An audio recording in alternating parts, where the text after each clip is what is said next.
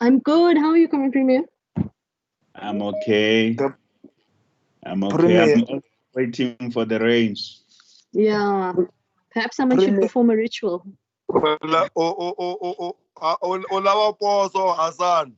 Minjani Premier. Rovua bukwebo bokwa. That's a Ruboa. noise that I understand. I think he knows very well that you understand, Member Hassan. That's true. Why are you talking? I think he's saying it in a good spirit, and he knows that you know. Yeah. He knows you understand all these languages. Yeah.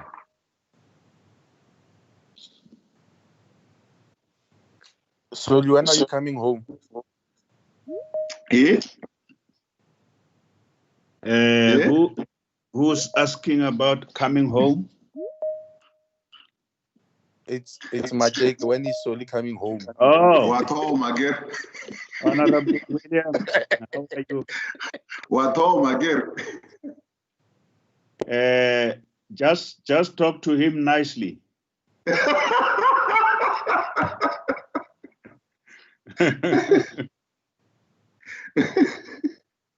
What home again? More, man, sir. Morning, sir. Good morning. Msoja, you are waiting, my brother. Don't worry. The Premier knows that you are waiting.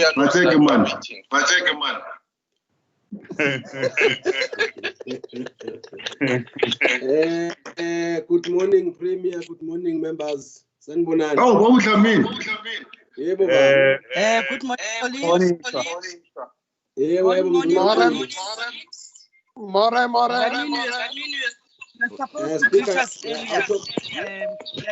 Honorable Speaker, good morning, Honorable Speaker. Morning, Premier. We're already late, 2 minutes late. Can I take this opportunity to greet all of you, but request that we should all stand up, if we can, to observe a moment of silent prayer and meditation.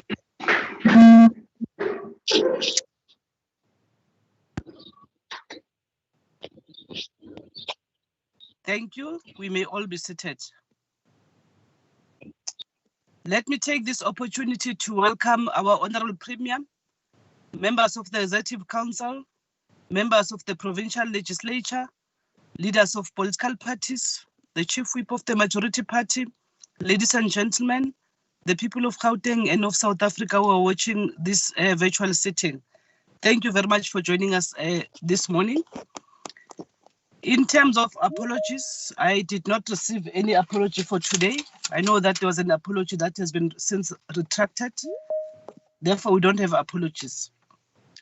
Announcement. I know that Honorable Tong, Honorable Mabala, you indicated that you want to make an announcement. Over to you, Mabala. Thank you, Madam Speaker. Open quote, each generation must out of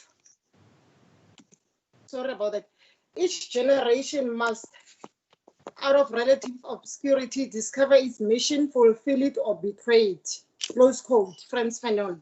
Economic freedom fighters locate the struggle for economic emancipation within the long resistance of South Africans to racist, colonial, and imperialist political, economic, and social domination. The glorious resistance started with the Khoisan people rising against colonial domination, marked by the arrival of settlers, colonists in 1652 in the Cape. We would like to congratulate the EFF's CIC and President Julius Malema, officials, the leadership of the EFF, and the entire ground forces across the country for their bravery on confronting cliques and Unilever racism head-on, for their racist advert against Black women's hair. The ANC failure to confront racist cliques and Unilever clearly shows they sleep together with racists. Congratulations, EFF, for being Thank the you, voice Honorable of all Mabala. Black Honorable African Mabala. women. Black hair Honorable is beautiful, Mabala. black is king. Honorable Thank Mabala. you. I'm sure you know by now that what you raise is not an announcement. It is a member statement. Don't abuse the rules, please. I'm not sure. Is there any other member who wants to make an announcement? Yes, Madam Speaker. Kanyile. Bob Kanyile. Yeah, I think we should congratulate both Kaizer Chiefs and Sundowns for qualifying to play in the CAF Championship next year. Thank you, Madam Speaker. So not any other team. That's the proper announcement. Wanyas, I'm still waiting. No other announcement? Yeah, but announcement, Madam Speaker. But Sox can't exclude team from Gauteng. That is announcement, Madam Speaker. Announcement, Madam Speaker. Thank you very much. Thank you very much, Madam Speaker. We want to congratulate Moroka Swallows for being one of the Gauteng teams that have qualified to play in the elite football, the Premier Soccer League. Thank you very much, Madam Speaker. We are late. We are late. We did that last week. Honorable members, thank you. We have received a request from a number of honorable members who wish to make a member statement in terms of Rule 81, subsection 1. But the rules allow us to only take 5. And that should be done as per proportional representation. I will request the Freedom Front Plus to actually advise as to who amongst the 3 of their members who is going to speak, because I need to take only 1. Then in terms of the EFF, I am advised that Honorable Tong, you'll be the one that will make a member statement. Let me give you an opportunity. Honorable Tong. Thank you, Speaker. We have noted with dismay the eviction of our people from Flairhof flats in Rodiport. Flairhof project has allegedly been unoccupied since 2016, despite the flats being complete for occupation. The city of Joburg, with support of Department of Culture and Human Settlement, has once more unleashed their brutal army of red ants to evict hundreds of people who have been staying in this flat from since 2017. This has done contravention of the lockdown regulation that prohibits any evictions. Such evictions remain illegal because they have exposing our people to the spread of the pandemic, and in the process, helpless residents are losing their important documents such as identity documents and birth certificates. Their assets are destroyed, their lives left disorganized. Some people have already renovated this housing unit. Similar illegal evictions were carried out in Kokotela informal settlement near Loli. This eviction were carried out without any court order, and it is confirmed not to be true. Immediate action must be taken against those who are responsible to doing that. The city of Johannesburg, together with the Department of Human Settlement, are planning the allocation of these house units to people who are not even in the waiting list. We will be monitoring this event. As the EFF, we shall not allow friends and family members of the corrupt ANC to occupy this unit unless an audited and legal list of beneficiaries is made public. We call on the Department of Human Settlement to stop eviction of our people to provide alternative accommodation. Land must be available so that people can have their place to stay that they call a home. Thank you, Speaker.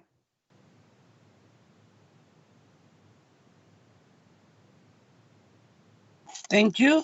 Can I get advice from the EFF Plus while Honorable Ntsakhe present his member statement? Honorable Ntsakhe. Thank you, Honorable Speaker. Today, I'd like to bring to light the horrible working conditions of employment being experienced by the cleaners and gardeners at Noordhoofdijk Sisulu Center in Soweto. They were employed since the beginning of lockdown while the country was in level 5. They were not given contracts for employment. They were last paid in June. Therefore, they have not been paid for July and August. They are so scared to complain because if they raise the issues, they're just fired and replaced with new workers. They cannot even go to the labor department to complain because there are no contracts. These are people with families who watch them wake up every morning and go to work, but end of the month, they have no money for food and rent. This is not the way to treat people. I'm appealing MEC Mokgethi, on behalf of our people, please investigate this issue and make sure these people are paid and back paid. Please do not fire them because they reached out to me in desperation. As the DA, I will continue to monitor this situation to make sure that it is remedied. Thank you, Honorable Speaker.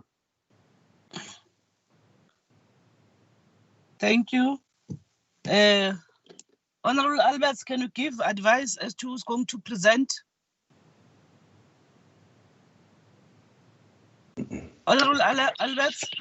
Madam Chair, it will be Amanda De Lange and Member Kobus Hofman. They will present. Thank you very much. No, it's only one because the rules only allow 5. Now I've received more. Oh, I understand. 10. Yeah, so I only need 1. I understand what you're saying. I understand. Okay. Can you sort that out? Could you give us a 1 minute, please? Thank you. Please, thank you. Thank you. I will allow Honorable Diale.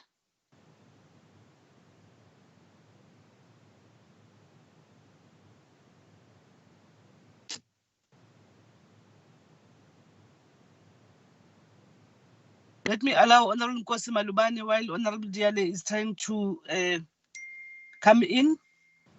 Nkosi Malubane. Thank you very much, Honorable Speaker.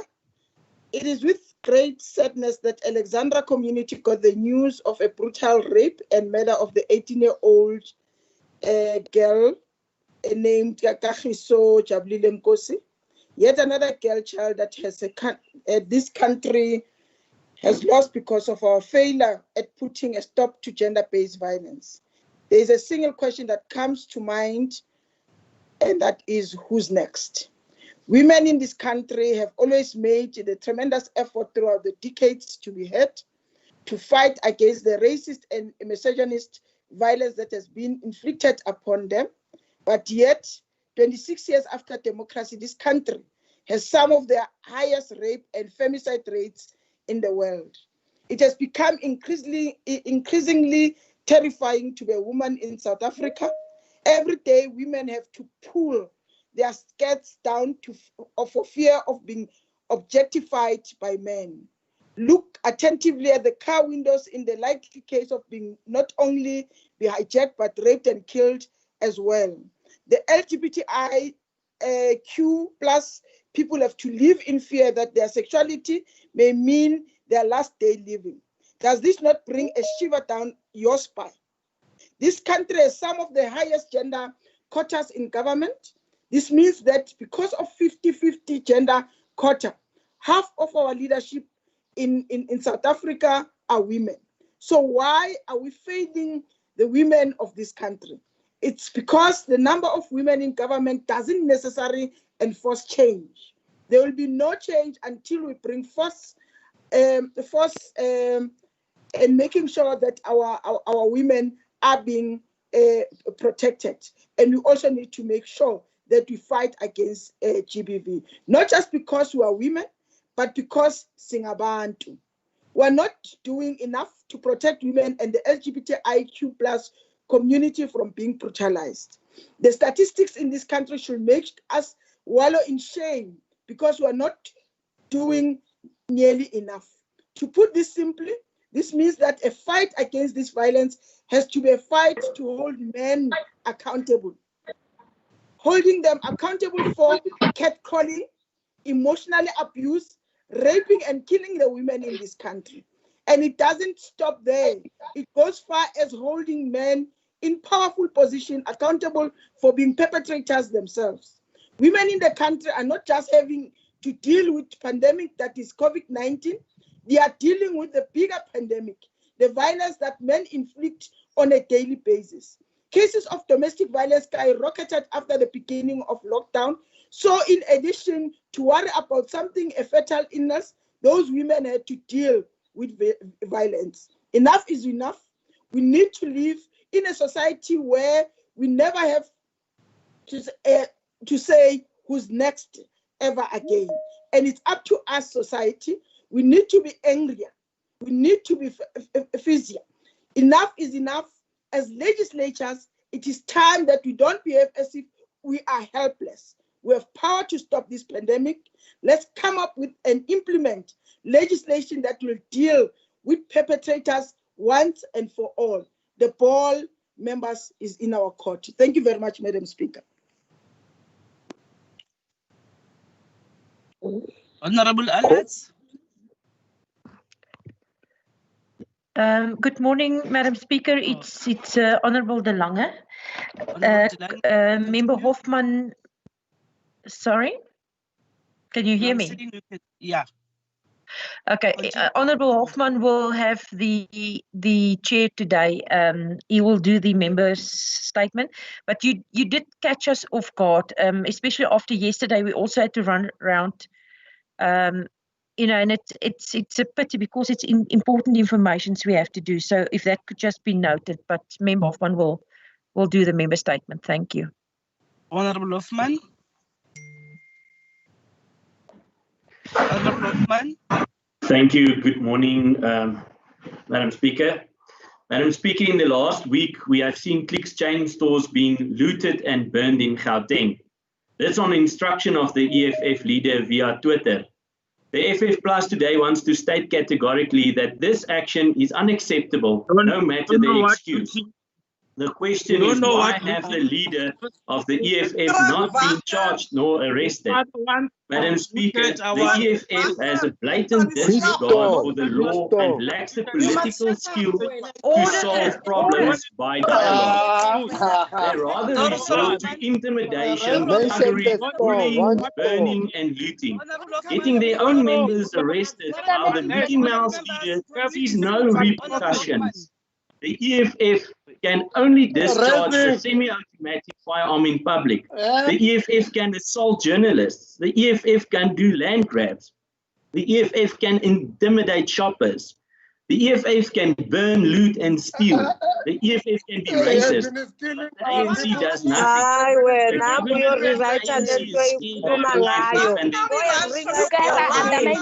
Making a mockery of the law and hashtag FoodSackANC trended on social media. Today I want to extend it to the EFF. FoodSack ANC.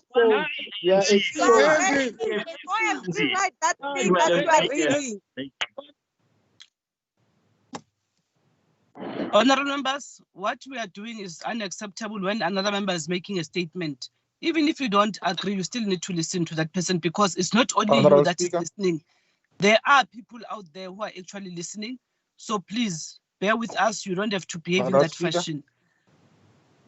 Who is now saying Honourable Speaker? Honourable Speaker. Who is there?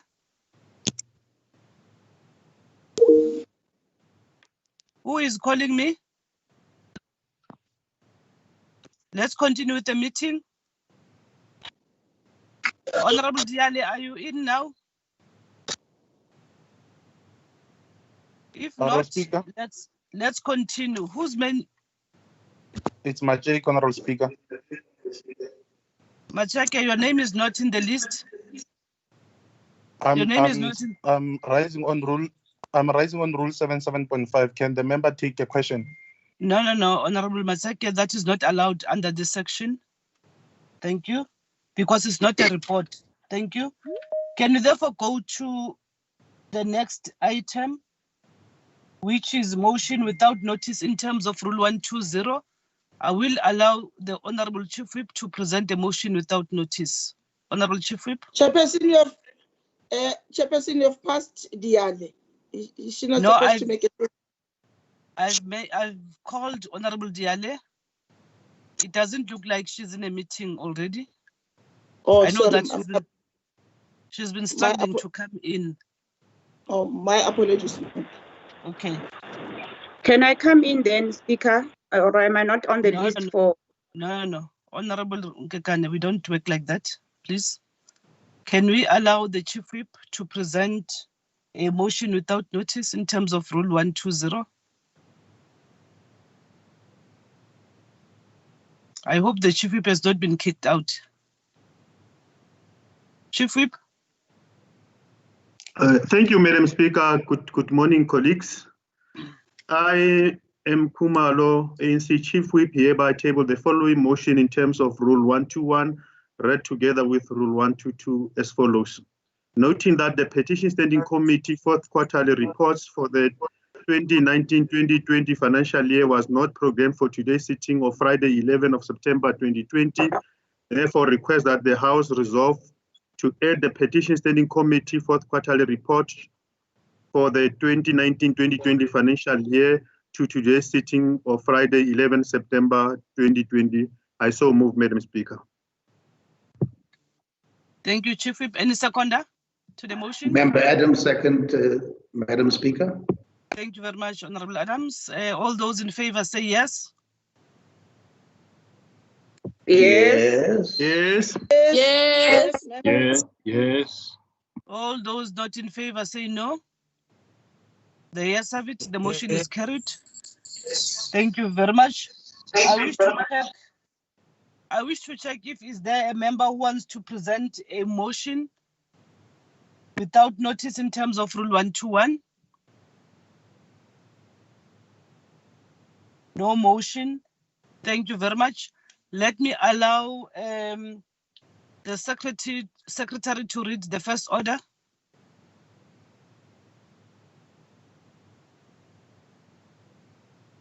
Thank you, Honorable Speaker. The first order of the day is Community Safety Portfolio Committee Oversight Report on the first quarterly performance report of the Department of Community Safety for the year 2020-2021 financial year. Thank you. Thank you very much. Honorable Nkosi Malubane. Thank you very much, Honorable Speaker. Speaker, may I request that some parts of the report won't be read, and I request that it be considered as presented to the House, and it's due to time constraints. The acting chairperson of Community Safety Portfolio Committee, Honorable Sizakele Nkosi Malobane, tables the committee oversight report on the first quarterly report of the Gauteng Department of Community Safety for 2020-21 financial year as follows. The Community Safety Committee tabled its assessment of the first quarter performance report of the Gauteng Department of Community Safety for 2020-21 financial year. This committee assessment was focused on establishing the department's level of achievement of planned targets against its financial performance. Through these assessments, the committee also scrutinized the quality of service and impact made by the department in ensuring safer communities. As a result of the coronavirus outbreak, the department reviewed its annual performance plan and several targets were scaled down. For the quarter review, the department had a total of 29 targets and 22 targets were achieved, representing 76 achievements. The department received a total allocation of 930.7 million for 2020-21 financial year, and 263.7 million was spent by the end of the quarter under review. The total overall expenditure being 28%. The department's program expenditure was as follows. Program 1 administration allocation was adjusted from 179.9 million to 164.8 million. The program's expenditure at the end of the quarter under review was 37.1 million, representing 22% of annual allocation. Program 2, Provincial Secretariat, was initially allocated 253.9 million. After the special budget adjustment period, the program's allocation decreased to 239.3 million. The program's expenditure at the end of the quarter under review was 43.1 million, marking 18% expenditure. The program 3, Traffic Management, received 496.9 million at the beginning of the financial year. After the special adjustment period, the program's allocation increased to 526.6 million, At the end of the quarter under review, a total of 183.5 million was spent, marking a 35% expenditure. The committee welcomed the report that a district-ward-based policing model was developed, which was intended to engender an integrated approach in delivering of services at ward level. The committee will monitor its implementation of on a quarterly basis. The committee noted the report that patrollers were deployed at various COVID-19 hotspots areas to assist in enforcement of the COVID-19 regulations and health protocols. The department reported that 3,462 community patrollers were deployed at various malls and shopping centers, and 359 community patrollers were deployed at 13 shelters run by the Department of Social Development across the province to assist in ensuring adherence with COVID-19 health protocols and regulations. The committee expressed its concerns that the increase in the number of gender-based violence cases reported during this national lockdown period. The department reported that there were 4,802 victims of gender-based violence that were supported, exceeding its target of 1,500 for the period under review. The committee noted that the department continued to conduct its road safety enforcement operations. This includes reckless and negligent driving operations, speed operation, pedestrian safety operations, and operational focus on the motorist driving under the influence of alcohol. The department reported that several arrests were effected for various crimes, including contravention of road safety regulations. The committee also noted that several people were arrested for contravening the COVID-19 lockdown regulations. The committee further noted that 971 community prevention operations, which included Operation Ukai Mulau, were conducted together with the law enforcement agencies. The department reported that 88 suspects were arrested for various crimes and 171 recoveries were made, which included, amongst others, the recovery of 74 stolen vehicles, 29 firearms, and 3 vehicles used in commission of crime. Moreover, the committee wished to condemn the barbaric acts of criminality regarding the burglaries and vandalism of schools, which took place during the lockdown period. The various law enforcement agencies must strengthen its effort to ensure that the perpetrators are brought to book to face the full might of the law. In terms of compliance and quality of when preparing this report, the committee acknowledged that annual reports were submitted on time and that it was compliant with the necessary legal framework. The report further complied with the requirements of the sector oversight model. I will then move to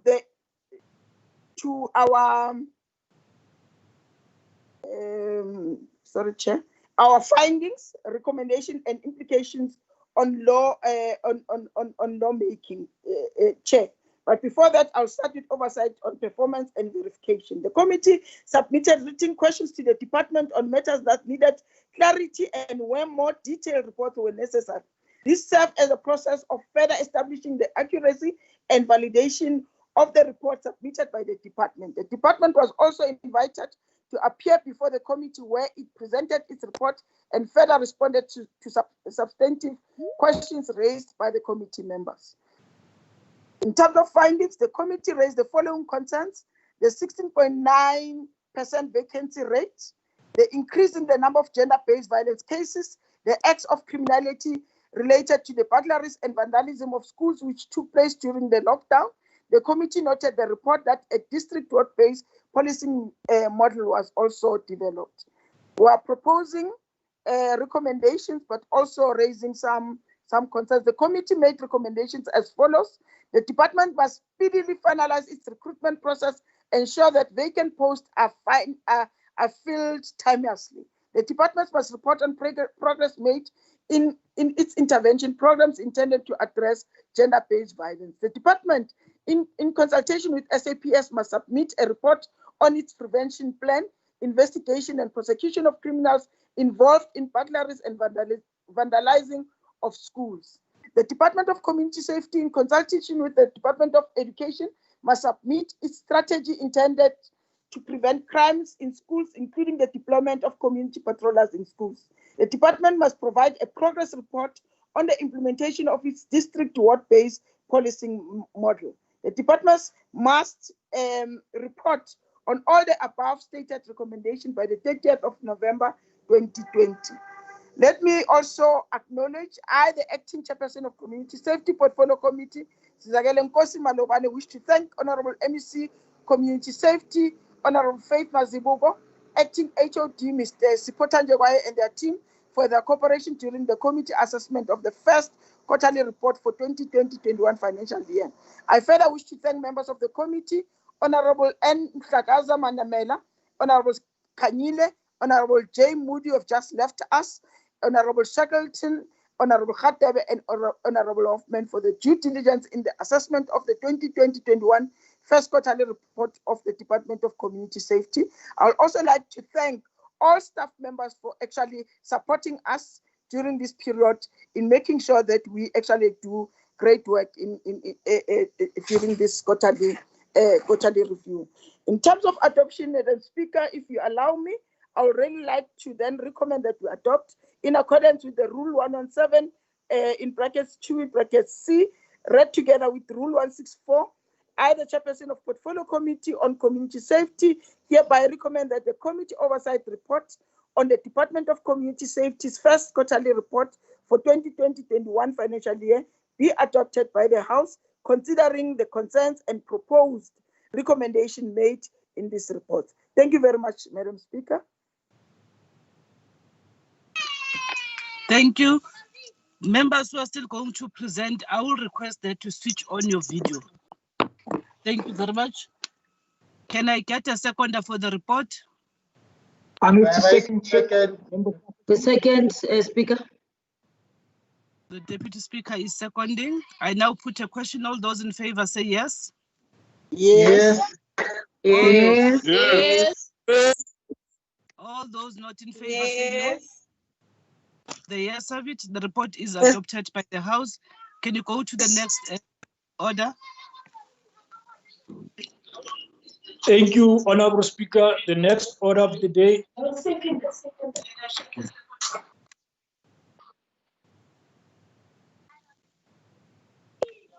Secretary, continue.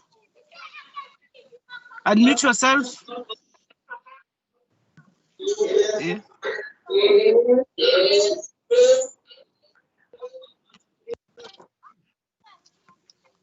Secretary, unmute yourself and read the next order. Thank you, Honorable Speaker. The next order is Social Development Portfolio Committee's Oversight Report on the first quarterly performance report of the Department of Social Development for the year 2020-2021 financial year. Thank you. Honorable Kekane. Thank you very much, Madam Speaker.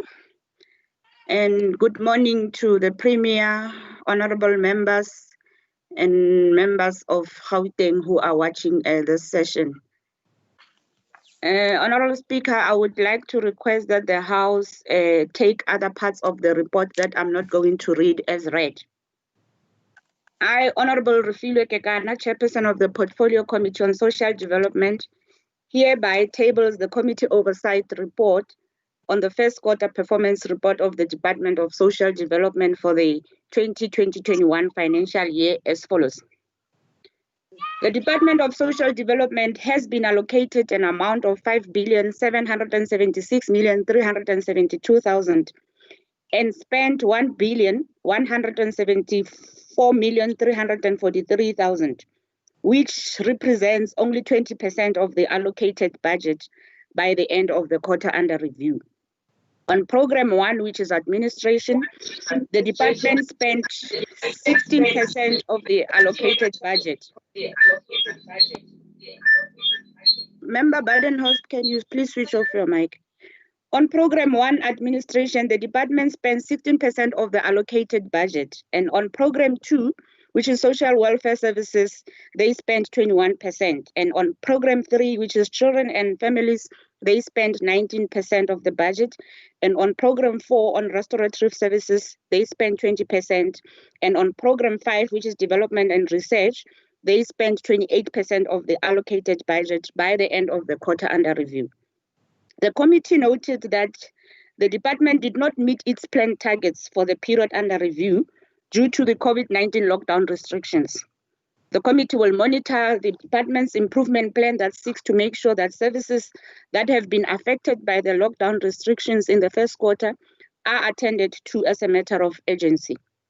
The committee further noted that the number of dignity packs distributed during the period under review had reached 37,387 as compared to the planned target of 334,224 by the end of the quarter under review. During the engagement on the first quarter for 2020-2021 financial year, the department indicated that the underperformance on the distribution of dignity packs was due to non-operation of service providers in compliance with COVID-19 restrictions in relation to school closures. The committee acknowledged with appreciation that the number of people benefiting from poverty reduction initiatives had reached 656,653 as compared to the planned target of 491,263 by the end of the quarter under review. The committee further acknowledged that the number of households accessing food through food banks had reached 554,474 as compared to the planned target of 65,408. While the number of households accessing food through the department feeding programs had reached 162,433 as compared to the planned target of 18,688 by the end of the quarter under review. However, the committee was concerned with the following, with the inadequate monitoring and evaluation of NPOs and NGOs that are being funded by the department. The committee recommended as follows: that the department should provide the committee with the progress report on the NPOs that have signed the service level agreements and are providing services to the department for the 2021 financial year. The report should include the school uniform cooperatives that have been contracted to the department for 2020-21 financial year, and the list should also include the physical addresses and contact details of these NPOs. The report should be submitted by the 15th of October 2020. The department should make sure that the NPOs are adhering to their service level agreements and also provide the committee with a detailed plan on how the NPOs will be monitored under lockdown level 2. The department should also provide the committee with the name of the company or companies that are contracted to conduct monitoring and evaluation to these NPOs. The report should be submitted by the 15th of October 2020. On acknowledgements, I would like to thank the MEC for Social Development, Honorable Dr. Nomathemba Moeketsi, the HOD, and the officials of the department for their contribution. I would also like to express my appreciation to the members of the committee, Member Magagula, Member Nseke, Member Mudise, Member Adams, Member Dolili Dwaba, Member Krizan Bosch, Member Mufama, and Member Badenhorst for their commitment to the oversight process. I commend them for their diligence during the deliberations on this first quarter report. And I would also like to thank the officials that support the committee for their dedication in assisting the committee to achieve its mandate. On adoption, Madam Speaker, after extensive deliberations, the Social Development Committee adopted the first quarter performance report on the Department of Social Development for the 2021 financial year.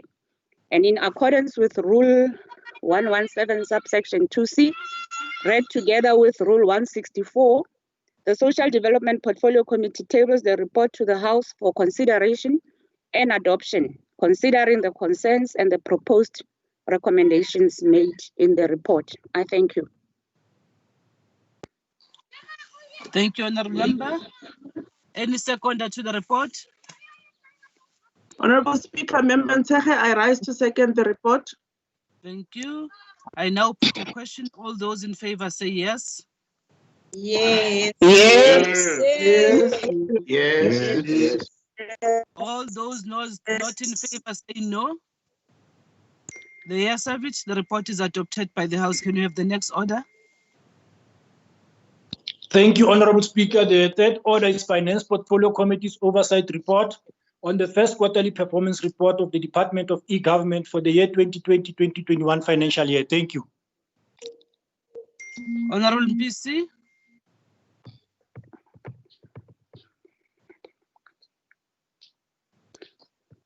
Honorable PC.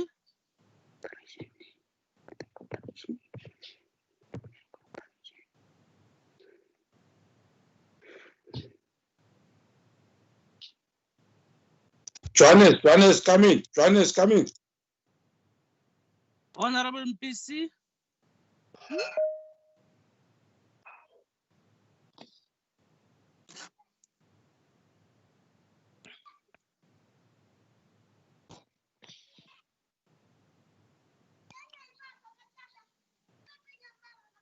It does look like we have a challenge with Honorable PC. Can you go to order number 6? Can you read order number 6 while we check on Honorable PC? Thank you, Honorable Speaker. The next order is called Economic Development, Environment, Agriculture and Rural Development Portfolio Committee's Oversight Report on the first quarterly performance report of the Department of Economic Development for the year 2020-2021 financial year. Thank you. Honorable Lasindwa.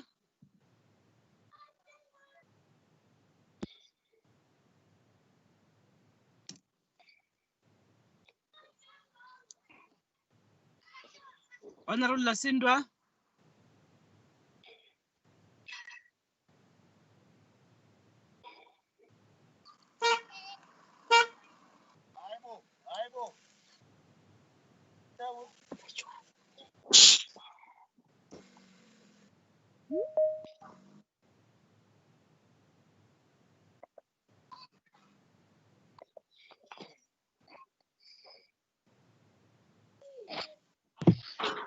Madam Chair, if we're really struggling with Chairperson Lasindwa, I could potentially, in her place, read the report, but I'll wait for direction from you. I must be instructed by the chair. I don't give direction for the chairpersons. Somebody's Honorable trying to Speaker, call. I They're am trying to here, call. Speaker. Hello, Lasindwa, are you here? Yes, I'm here, Speaker. My apologies for that. Okay, can you continue? Thank you very much, Speaker. I, Honorable Lasindwa, Chairperson of the Portfolio Committee on Economic Development,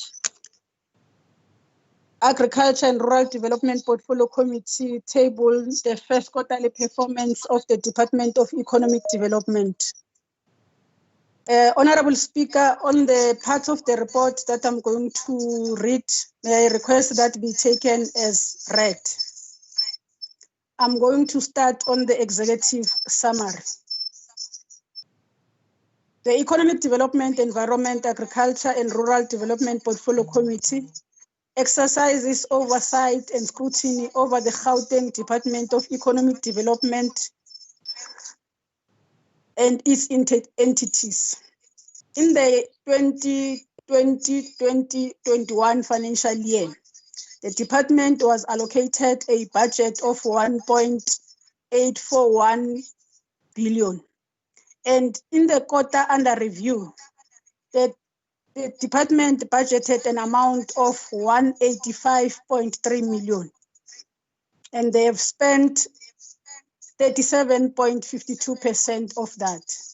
Therefore, the committee noted that the department underspent by 308.6 million, which constitutes 62.48%. The committee noted that the department attained 4 out of the planned 6 annual performance targets set. The targets under the department remain minimal as agencies of the department continue to report inadequately, and there were several targets removed from the Sorry. Honorable Lasindwa, I suspect your YouTube is open on the other side. Can you switch on your YouTube and concentrate on the presentation you're making? Thank you. Let me see that, Speaker.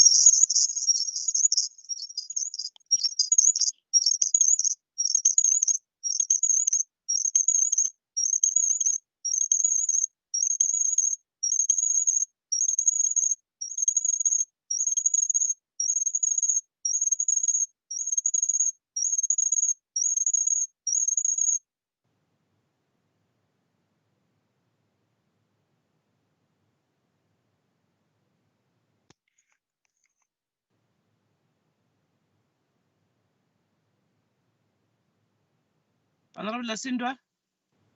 Yes, Speaker, I'm trying to exit on the YouTube. I'm still here. Yeah, continue with the meeting. Switch it off and continue with the meeting.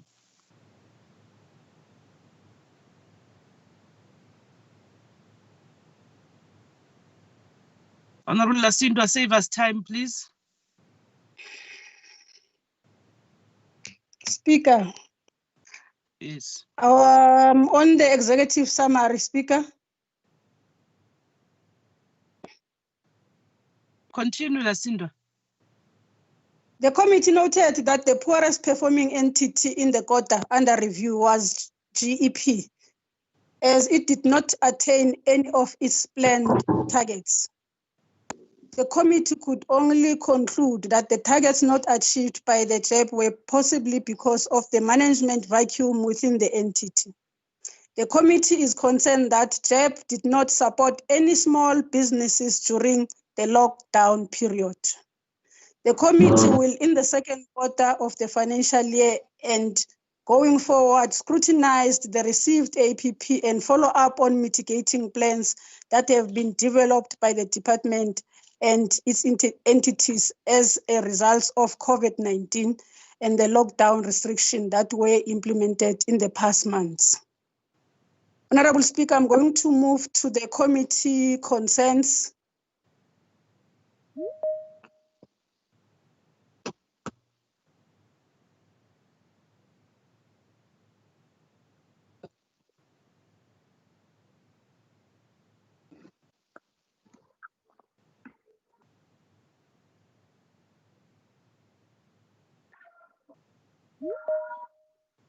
On the committee findings, recommendations, and the implication on the law, the committee is concerned, Honorable Speaker, I'm on page 17 of the report.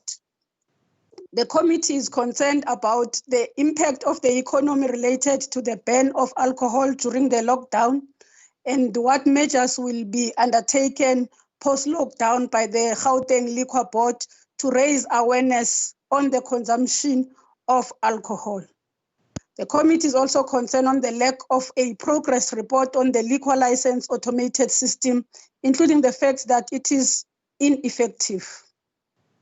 Number 3, the fact that there has not been any report on the implementation of the project and the status quo on the Tshwane Automotive Special Economic Zone. Number 4, the prolonged finalization of the Cornhill Visitors Center due to delays in the handing over of the site and approval by the City of Johannesburg.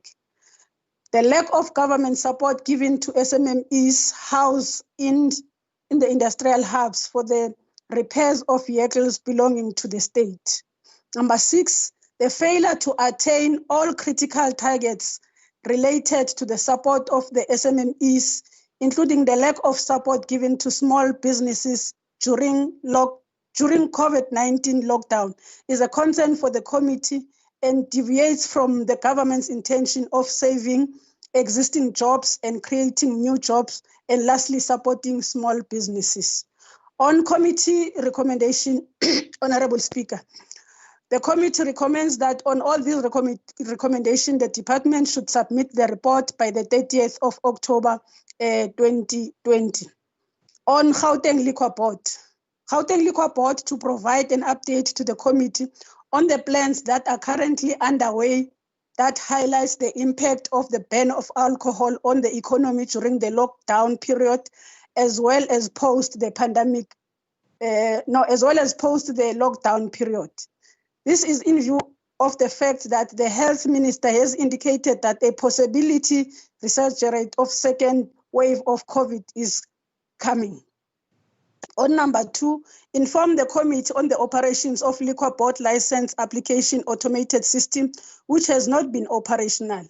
The department should further ensure that the system is operational by the end of the second quarter 2020-2021 financial year, as it is crucial for this to ease the liquor license application process and also increase the revenue generation for the province in the view of the revenue lost during the lockdown period.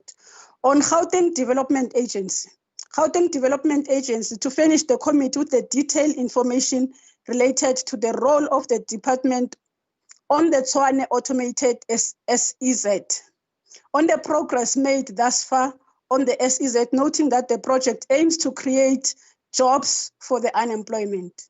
Number 4, the MEC and the department should interact with the mayor of City of Tshwane to ensure that the plans on Cornhill Visitors Center are approved by the end of October 2020. In the next reporting quarter, the department should outline the outcomes on this engagement and indicate the progress made on the finalization of the Visitors Center project. On AIDC, to ensure that the MOU with the Department of Transport and the commitments made by the City of Tshwane are finalized and active by the end of October. This is because the engagements were ongoing with the City of Tshwane municipality for the repairs of municipal vehicles that are out of warranty to be repaired at the Winterfeld Industrial Hub. On JEB, the department and JEB should adhere to the committee's recommendation about appointment of the suitable candidates within the vacant position by the end of September 2020. Why we're saying 2020, I think it's in the body of the report, Speaker. This should include the appointment of the CEO, the COO for JEB. This recommendation is also highlighted in the committee's fourth quarter oversight report for the 2019-2020 financial year.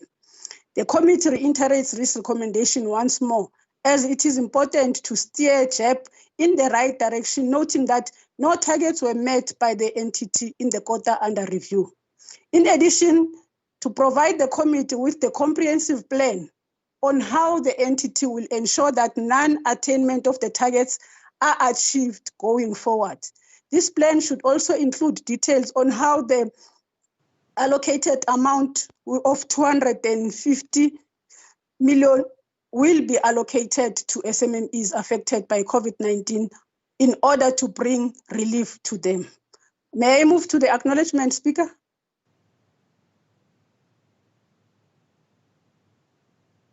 On acknowledgements, appreciation is expressed to all members of the committee for their commitment to the oversight process, as well as the MEC and the senior officials from the department. I commend them for their diligence and commitment showing during the deliberation of the first quarter performance for the year 2020-2021 financial year. The honorable members of the committee are also appreciated, which is Honorable Makhubela, Honorable Hassan, Honorable Ngube, Honorable Ghana, Honorable Silias, Honorable Shitangano, Honorable Hoffman, Honorable Adams. Further appreciations goes to alternative members of the committee, Honorable Engelbrecht and Honorable Dong. Appreciation and gratitude also go to the following support staff of the committee: Mr. T. Mudibe, researcher, Dr. Malapane, Ms. Makhubela, Mr. T. Mabuza, Senior Committee Coordinator, Mr. Skosana, Committee Coordinator, Ms. Mampe, Committee Administrator, Ms. Makhubela, and Ms. Mgadi. Hansard Recorder, Mr. Sibaloi, Public Participation, Mr. Vlomo, Service Operation, Mr. Nhlapo. With that, Speaker, after due consideration, the committee moves for the adoption of the report with the recommendation by the House. In terms of Rule 117, subsection 2C, read together with Rule 164, the committee presents to this House recommends the adoption of the committee oversight report on the Gauteng Department of Economic Development first quarter performance. Thank you very much, Speaker. Any seconder to the report? My name is Honorable Makhubela. I rise to second. Thank you. I now put a question. All those in favor say yes. There is no mayor in Tshwane. There is no mayor in Tshwane. Yes. Yes, yes, Madam Speaker. Yes. No. The yes of it. The report is adopted by the House. Can you have the next order?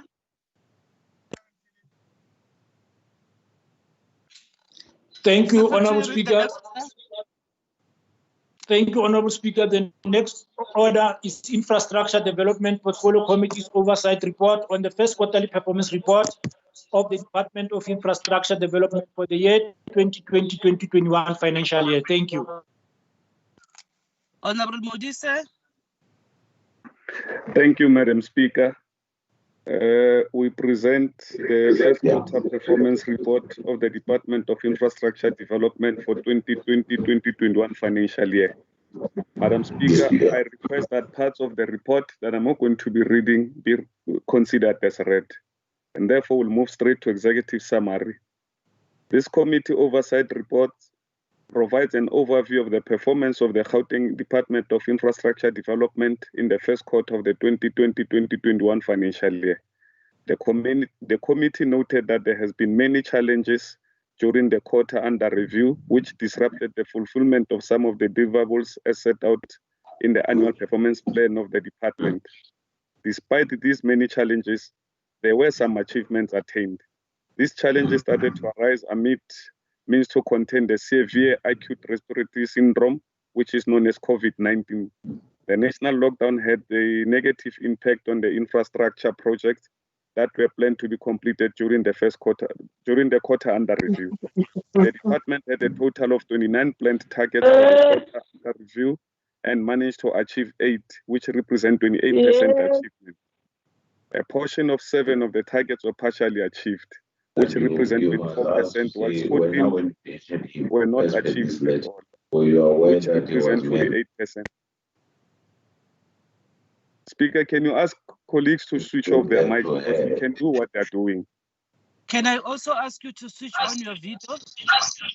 I'm unable to speak. I'm using my phone. If I switch on my mic, I'm not going to be able to read the report. My laptop is useless. And it does look like the Speaker? The noise on your side. I could not hear you, Speaker. I'm saying the noise is in your side. If you can switch other gadgets closer There's to you. There's nothing. I'm sitting outside. There's nothing next to me, Speaker. There are some people who are speaking here. Okay, continue. Thank you so much, Speaker. The department had a total of 29 plans target for the quarter under review and managed to achieve 8, which represent 28% achievement. A portion of 7 of the targets were partially achieved, which represent 24%, whilst 14 were not achieved at all, which represent 48%. The committee further noted with concern that 460,054,000 of the total allocation of 733,230,000, which represents 63% of the budget spent. However, concerned that only 28% of the targets were achieved. Without wasting time, Speaker, I'll go straight to committee findings, recommendation, and implication on lawmaking. The committee concerns are as follows. The committee noted with concern the user department's unwillingness to release properties. The committee noted with the concerns the misalignment between performance and expenditure on the quarter under review. The committee noted with concern that targets of MVA were never achieved, even prior to the COVID-19 lockdown. The committee also noted with concern that targets for MRR collection were never achieved, even prior to the COVID-19 lockdown. Committee recommendation: after assessing the first quarter performance of the department, the portfolio committee recommended the following and request the department to submit progress reports by November 2, 2020. On the user department not willing to release properties, how the department intends ensuring that there is alignment between performance and expenditure, measures in place to ensure that there are improvements in terms of achieving targets related to MVA, measures in place to ensure that MRR targets are achieved. In acknowledgement, the chairperson of Portfolio Committee of Infrastructure Development, Honorable Modise, would like to thank MEC and her team for their efforts in consideration of this report. Further appreciation to the committee members for their diligent deliberations, and also acknowledge the support staff led by Team Mudibe. Adoption in accordance with Rule 1172C, read together with Rule 164, the Portfolio Committee on Infrastructure Development presents before the House the oversight report on the Department of Infrastructure Development first quarter report for the year 2020-2021 financial year for consideration and adoption. Thank you, Speaker. Any seconder to the report? Member Makakula seconds. Thank you. I now ask the question. All those in favor say yes. Yes. Yes. All those say no. Yes. The yes have it. The report is adopted by the House. Can we get the next order? Thank you, Honorable Speaker. The next order is Economic Development, Environment, Agriculture and Rural Development Portfolio Committee's Oversight Report on the first quarterly performance report of the Department of Agriculture and Rural Development for the year 2020-2021 financial year. Thank you. Honorable Lasindwa. Thank you very much, Speaker. Honorable Speaker and members, may I request that the part of the report that as read. I'm going to start with the executive summary. On the executive summary, the Portfolio Committee on Economic Development, Environment and Agriculture Rural Development presents its oversight report on the first quarter performance report on the Gauteng Department of Agriculture Rural Development for the 2020-2021 financial year. The committee acknowledges that the first quarter of the 2020 financial year coincides with the COVID-19 pandemic, which is characterized by the weakening economic activity and various levels of lockdown that have been implemented to curb the spread of the disease. As a result of the national government sending a plea for financial help government. The Gauteng Department of Agriculture and Rural Development responded by surrendering 57.3 million of funds in response to the COVID pandemic, which marked a 5.6% reduction in the appropriation of the voted funds. Even though the government declared agriculture as an essential service, the department could not meet its quarterly targets because it had to temporarily suspend some of its activities in order to comply with COVID-19 regulations, which prohibited the movement of people and being in closer proximity. It is for these reasons that the department was unable to achieve some of its targets as planned. In the midst of the prevailing conditions, the department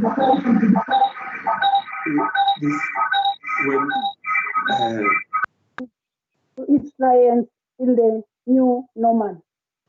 The committee noted with concern as the department has consistently been underperforming even before the COVID-19 pandemic. The committee encourages the department to ensure that the service delivery mandate is achieved. Honorable Speaker, I'm going to move to committee concerns.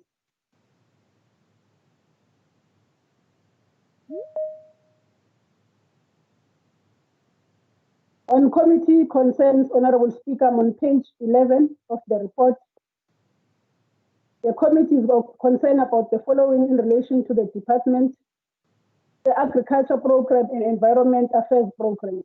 Failure to achieve set targets even when the agriculture sector was declared an essential service and was exempted during lockdown. Failure to support the township economy revitalization strategy and the implementation of it, therefore. Continuous failure to align its budget with its planned targets, as under expenditure is observed in the Agriculture and Rural Development and Environment Affairs Program. Lack of completing infrastructure projects and spending in goods and services due to tender processes that are being implemented through the open tender system. On committee recommendation, Honorable Speaker, the committee recommends that the department should submit the report by the 30th of November 2020 Number one, provide a quarterly report on how all unachieved targets under the agricultural sector will be achieved as lockdown regulations are eased. Moreover, provide an operational plan in place to ensure that agriculture sector in the province is supported. Provide a comprehensive report on the implementation of the township economy revitalization to support the planned target of 40% on township spending. Provide a committee with a detailed report on how it will align its departmental targets with its expenditure and how service delivery mandate will be achieved. This report should also include corrective actions that will be undertaken by the department on the under-expenditure experienced by the Agriculture and Rural Development Environment Affairs Program. Provide the committee with a comprehensive report on how tender processes will be implemented. A report should also explain how supply chain system will ensure that tender processes are completed. Probability of auditors are appointed timelessly and outstanding infrastructure projects are realized in the next quarter, noting that COVID-19 pandemic restrictions have been eased. On acknowledgement, Speaker, the committee wishes to acknowledge the MEC and the senior officials from the department and also all members of the portfolio committee. The committee also wishes to express appreciation to the support staff of the committee. With that, Honorable Speaker, I move on adoption. After due consideration, the Economic Development and Agricultural Rural Development Portfolio Committee adopted the oversight report on the first quarterly performance of the Department of Gauteng Agricultural Rural Development for the 2020-2021 financial year in terms of Rule 1172, subsection C, read together with 164. The Economic Development, Agriculture and Rural Development Portfolio Committee presents the oversight report of the first quarterly performance report of the Department of Agriculture and Rural Development for the 2021 financial year for the adoption by the House. Thank you very much, Speaker. Any seconder to the report?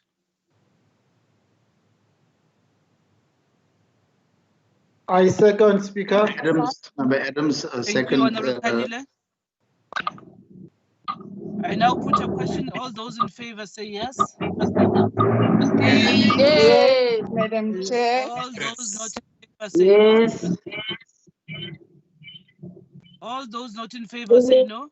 The ayes have it. The report is adopted by the House. Can you have the next order?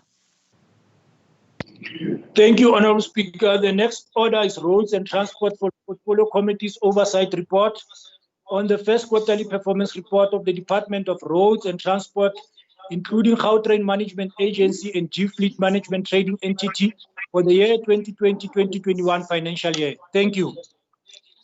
Honorable Tagile.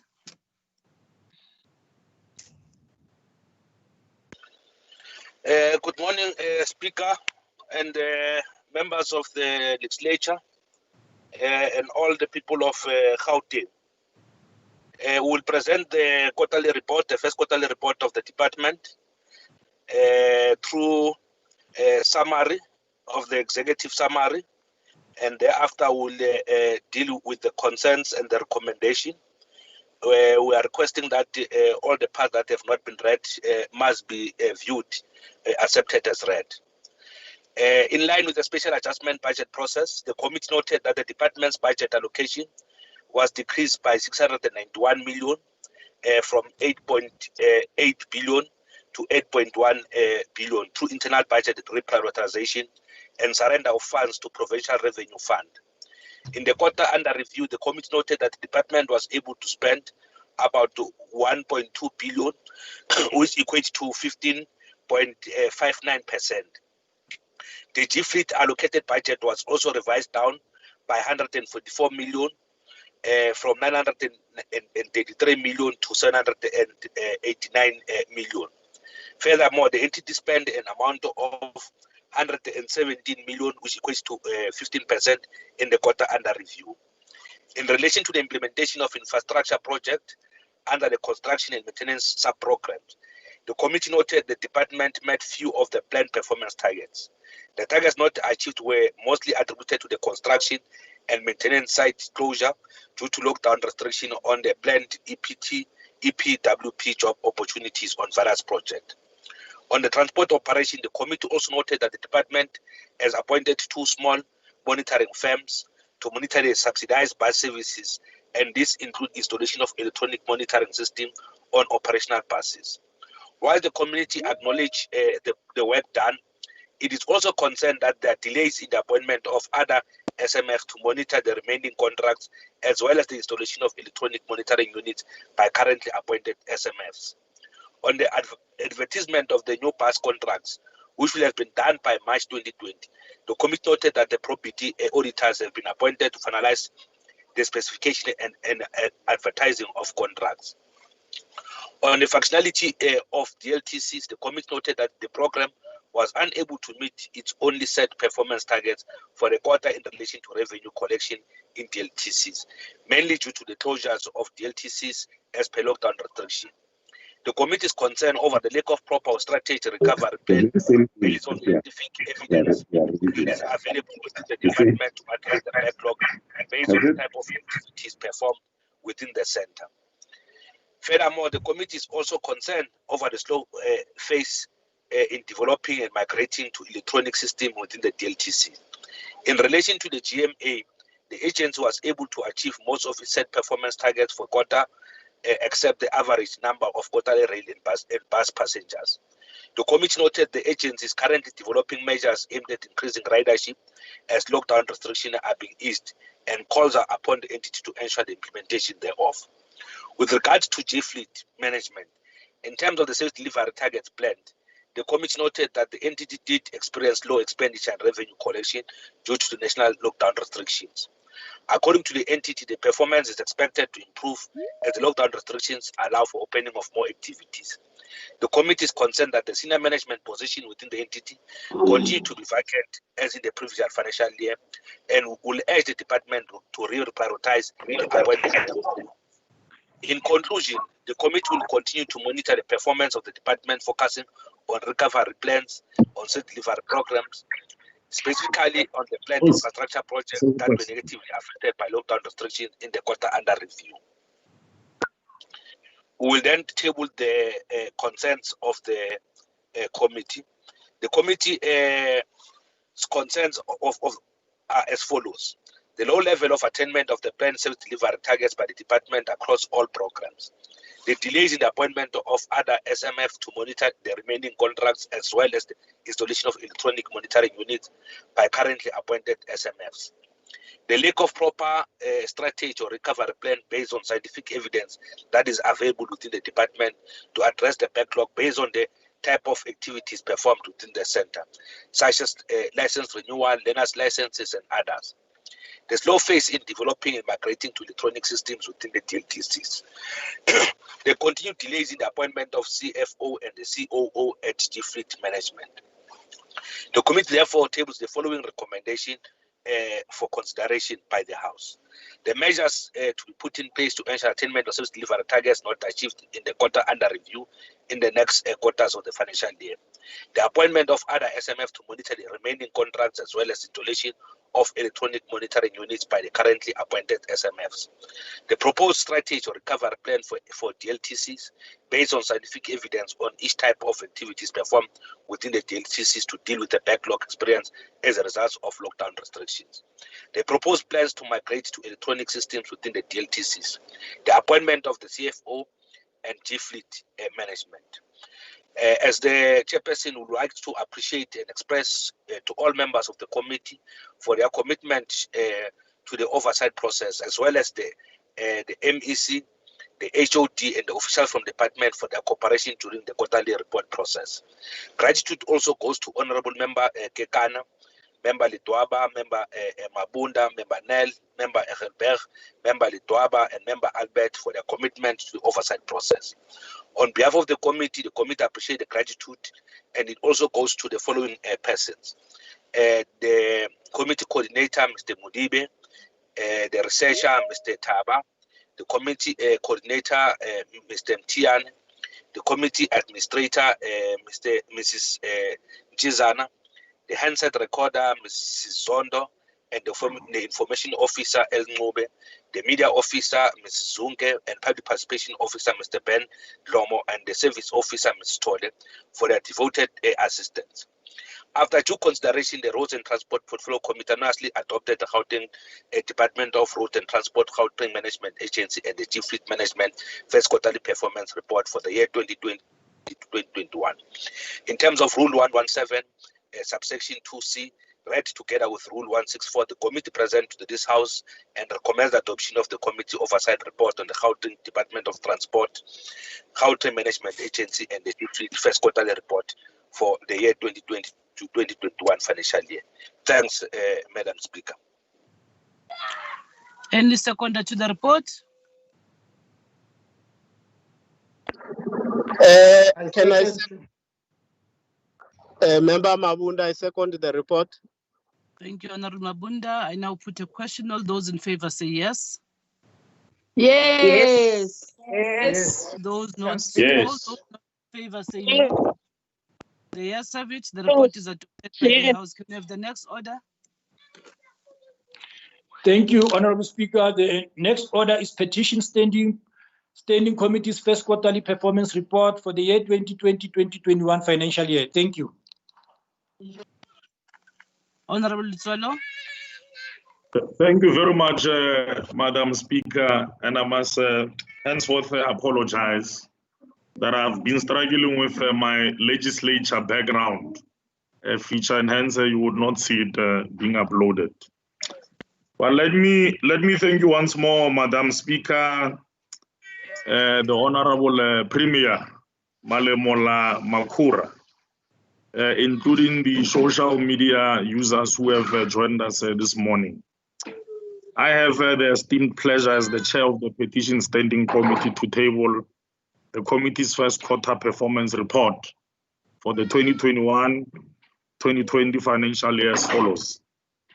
The report is produced in line with Section 6 of the Gauteng Petitions Act, Act number 5 of 2002, herein after referred to as the Act, which prescribes that the committee must on a quarterly basis report to the legislature on the petitions submitted to it during the period and all its activities in respect thereof.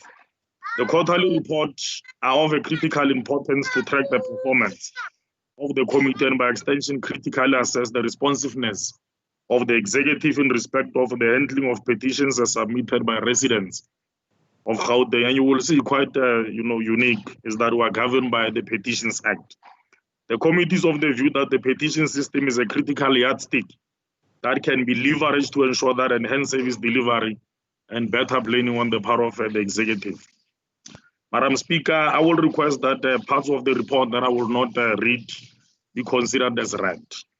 Executive summary, the petitions process remains a key part of fulfilling the legislature's principle of creating a platform which enables the people of Gauteng to bring forth matters of concern to the attention of the legislature.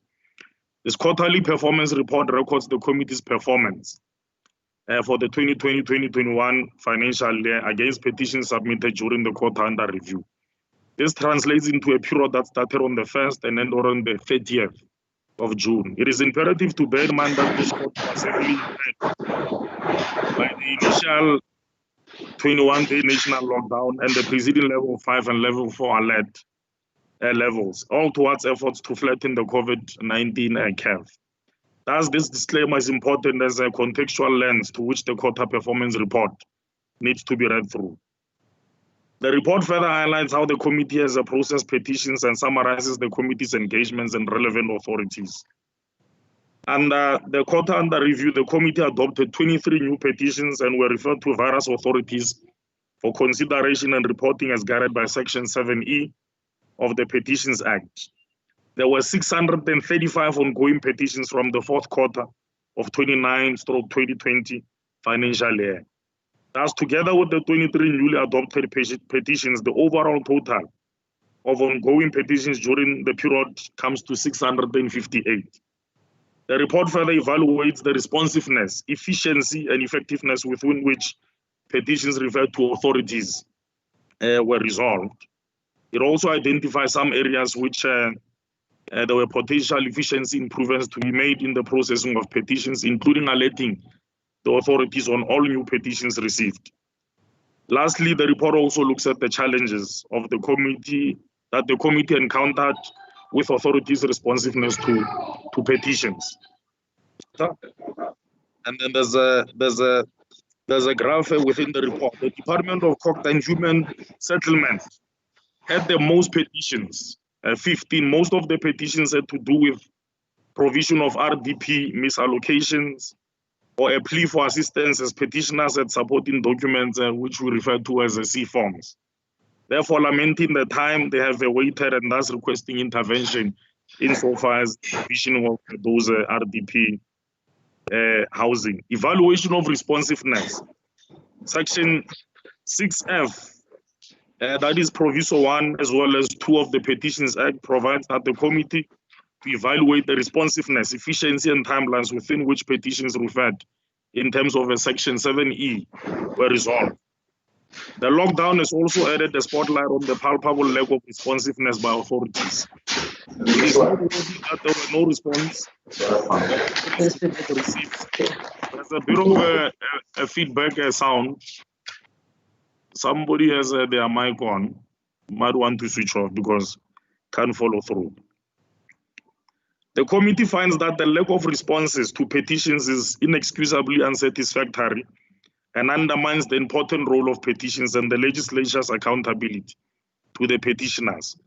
Authorities need to respond to petitions as they are referred to them.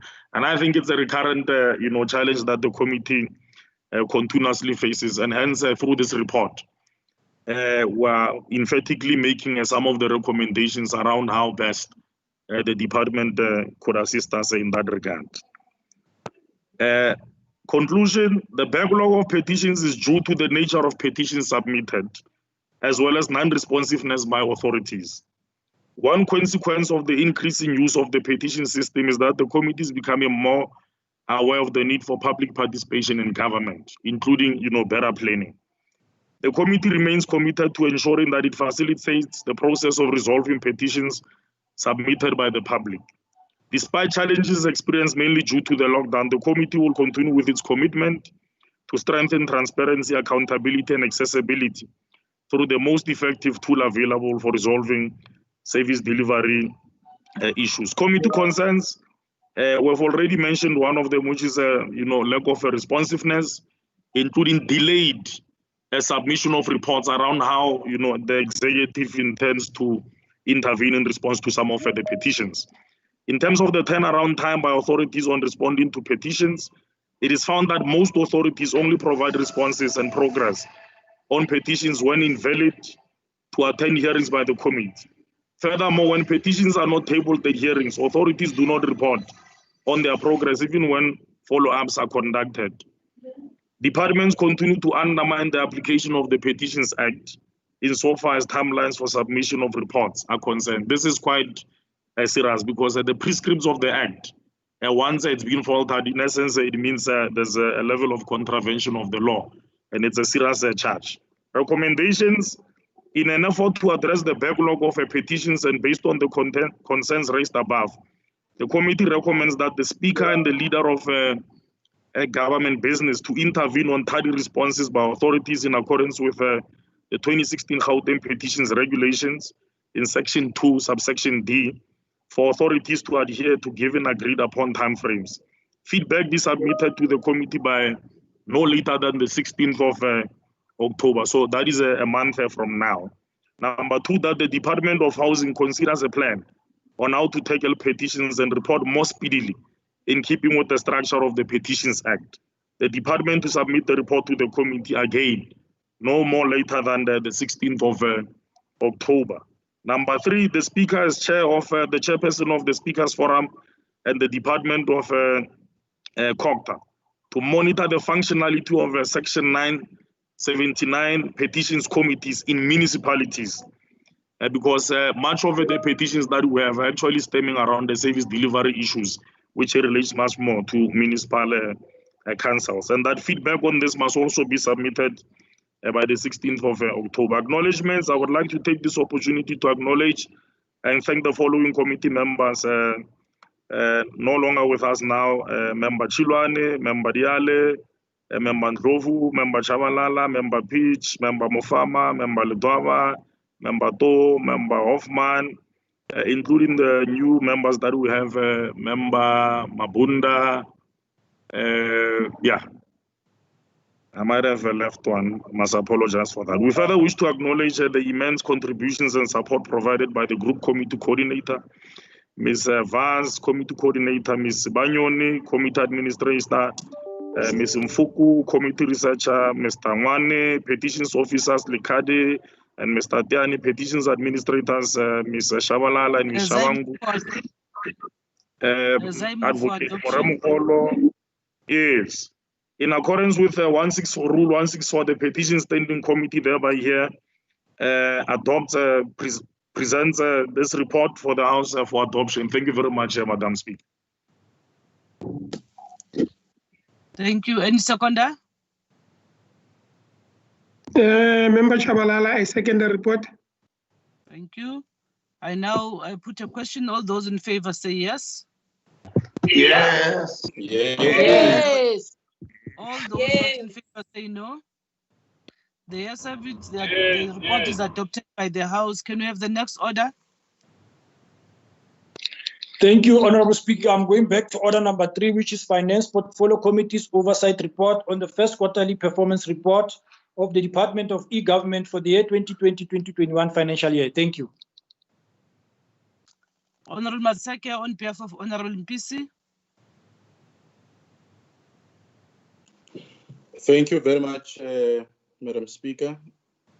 On behalf of Honorable John Mpisi, the Chairperson of Treasury and eGov, I will be presenting the first quarterly performance of the Department of E-Government. Honorable Speaker, may I request that the part of the report that I have not read be considered read by the House. I will be focusing on the executive summary, on concerns and recommendations, acknowledgement and adoption.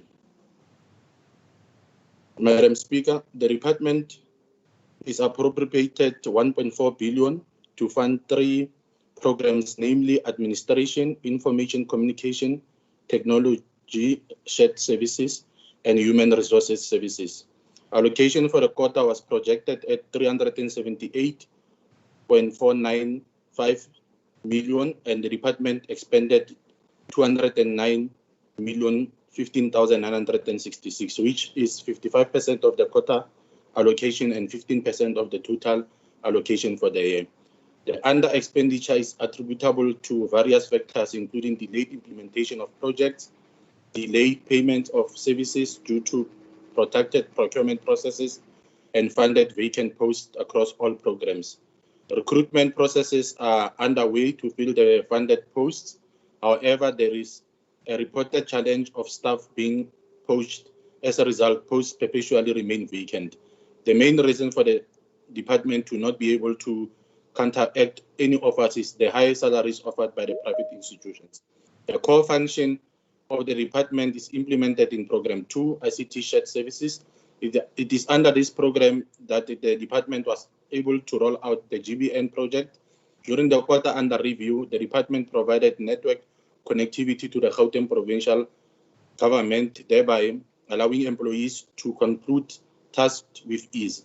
Various departments conducted transversal human resources services utilizing automated systems, thus reducing the turnaround time to conclude tasks.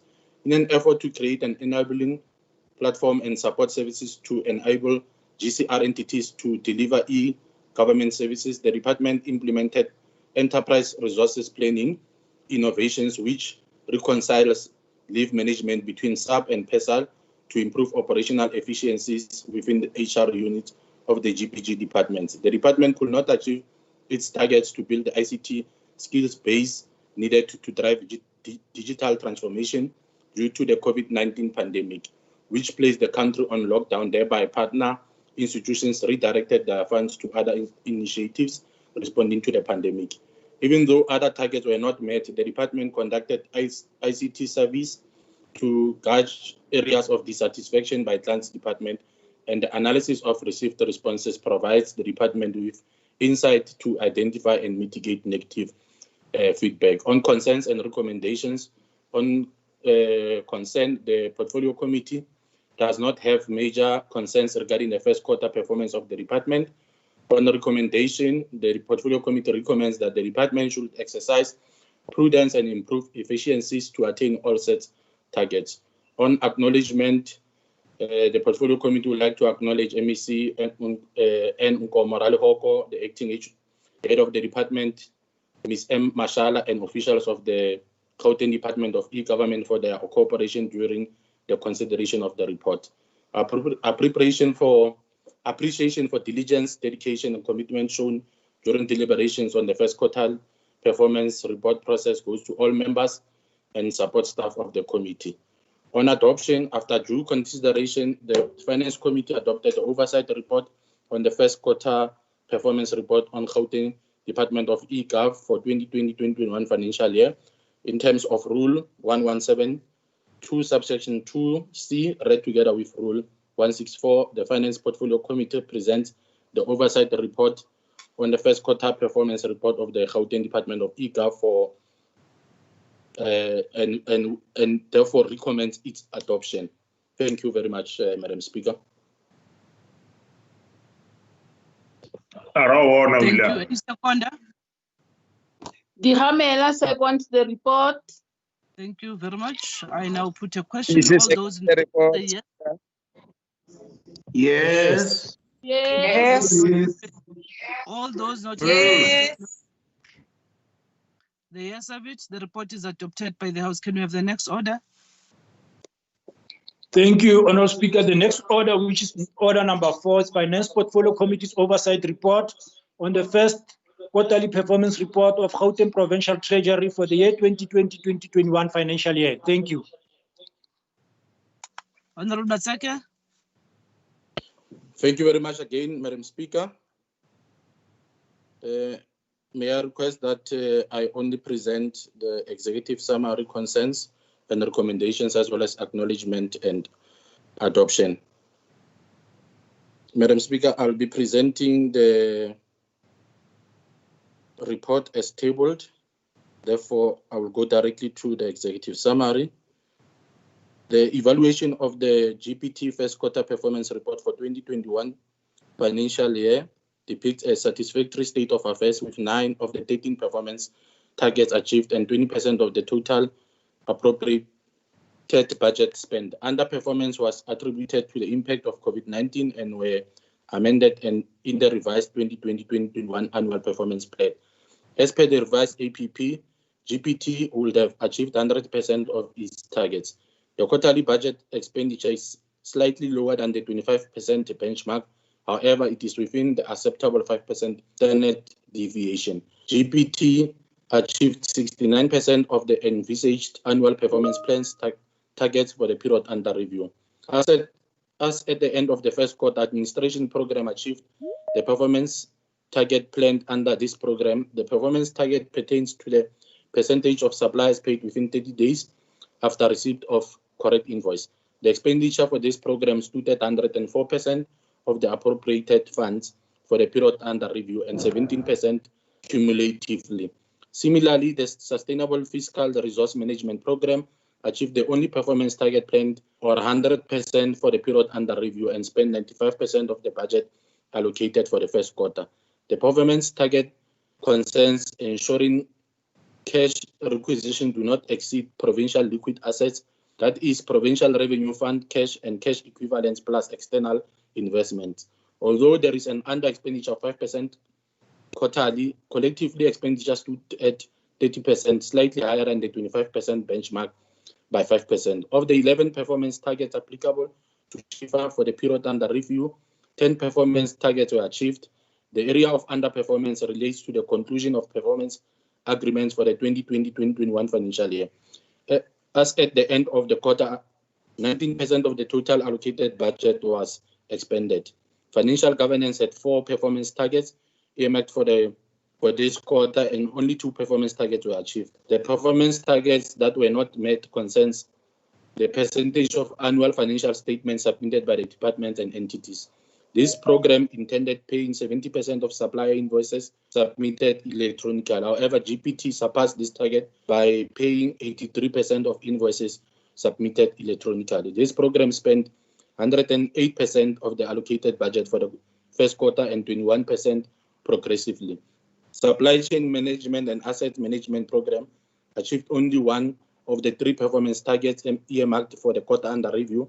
Underperformance relates to percentage of CSCM risk compliance action plans tracked with 14 departments and 8 entities. The program appropriated 24,244,000 and managed to spend 93%, marking the least expenditure of all programs. Similarly, municipal financial governance program spent 93% of the appropriated budget of 12,415,000 and 18% cumulatively.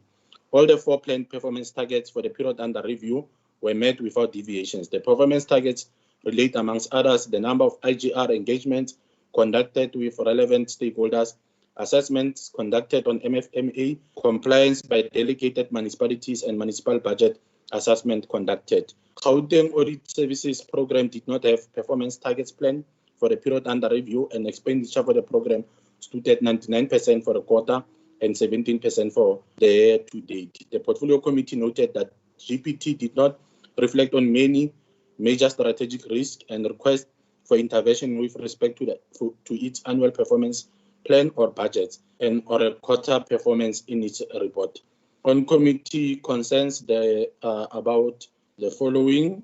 On Gauteng Provincial Treasury, the misalignment between the financial performance and the non-financial performance, and 2, that the performance target of 30% spent on township suppliers, including those participating in the high-value contracts, continue to be elusive. On committee recommendations, after assessing the first quarter performance report of GPT, inclusive of GIFA, the Portfolio Committee recommends the following and requests the responses by 30th of October 2020. On Gauteng Provincial Treasury, that GPT should provide a list of GPG departments which fail to adhere to the 30% spend on township suppliers and their reasons for non-compliance, and that GPT should provide cogent reasons by the APP performance to at 69% when the financial performance is at 99%. If there is misalignment between the two, how do they intend rectifying it? On acknowledgement, the Portfolio Committee extends its gratitude to the MEC, the head of department, Ms. Chabalala, and the CEO of GIFA, Mr. Seabi, and officials of Gauteng Provincial Treasury. The Portfolio Committee also would like to appreciate the diligent work of members as well as the support staff. On adoption, after due deliberation, consideration, the Finance Portfolio Committee anonymously adopted the first quarter performance report on the Gauteng Provincial Treasury for the 2020-2021 financial year. In terms of Rule 117, Sub-Rule 2C, read with Rule 164, the Finance Portfolio Committee presents to this House and recommends the adoption of the committee's oversight report on the first quarter performance report on the Gauteng Provincial Treasury for the 2020-2021 financial year. I thank you, Madam Speaker.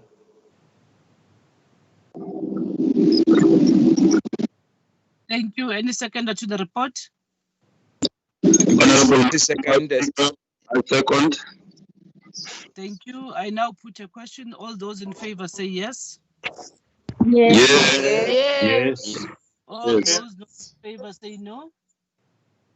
The ayes have it. The report is adopted by the House. Can we have the next order? And I will immediately hand over to the Deputy Speaker. Thank you. Thank you, Honourable Speaker. The next order, which is order number 5, is Finance Portfolio Committee's oversight report on the first quarterly performance report of the Gauteng Provincial Government for the year 2020-2021 financial year. Thank you.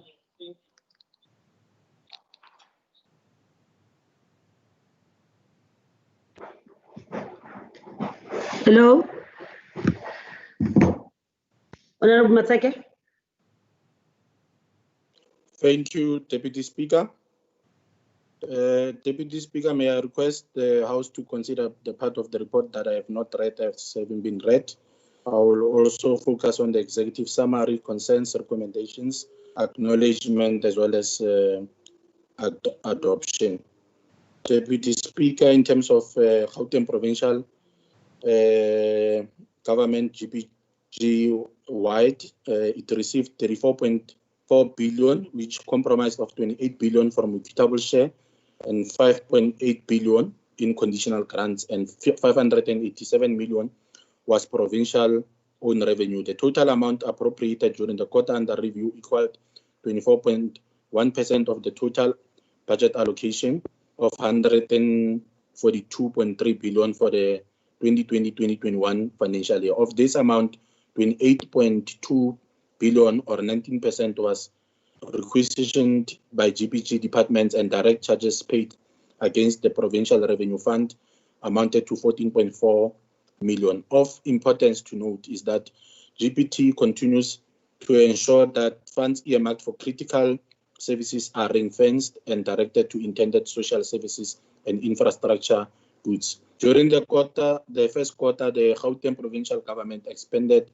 28.7 billion or 20% of the main appropriation of 142.3 billion. Expenditure was driven mainly by the Department of Education at 22%, likewise Department of Health at 22% as well, Department of Social Development at 20%, and Department of Community Safety at 28%.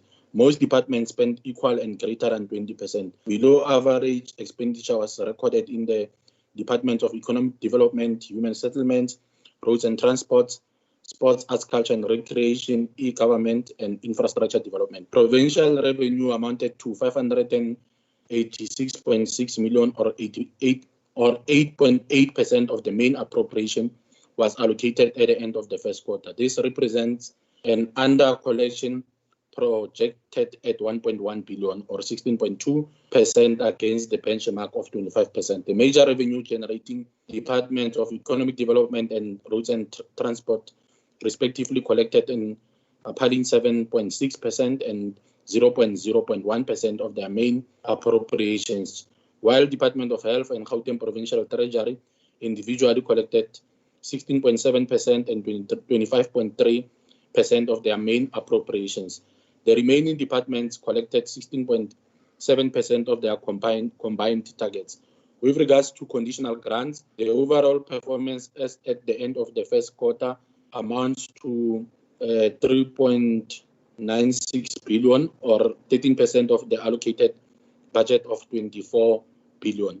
Most importantly, spending was mostly driven by Department of Education, Human Settlements, Roads and Transport. An assessment of the financial performance of GBG departments in the first quarter reveals that most departments spent equal and greater than 20%.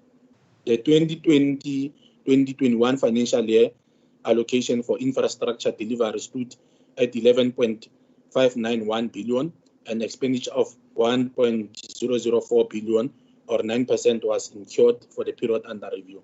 This marked a decrease by 8% in expenditure on infrastructure compared to the same period in 2019 financial year. Although there is a decline in overall performance by Gauteng provincial government departments compared to the same period last year, the portfolio committee impresses on Gauteng provincial treasury to monitor financial performance going forward in view of the easing of lockdown restrictions. On concerns and recommendation, the committee is concerned about the following: that no information was provided on the 15 and 30 days payments of suppliers, and which distorts the performance on township revitalization strategy and the picture of accruals.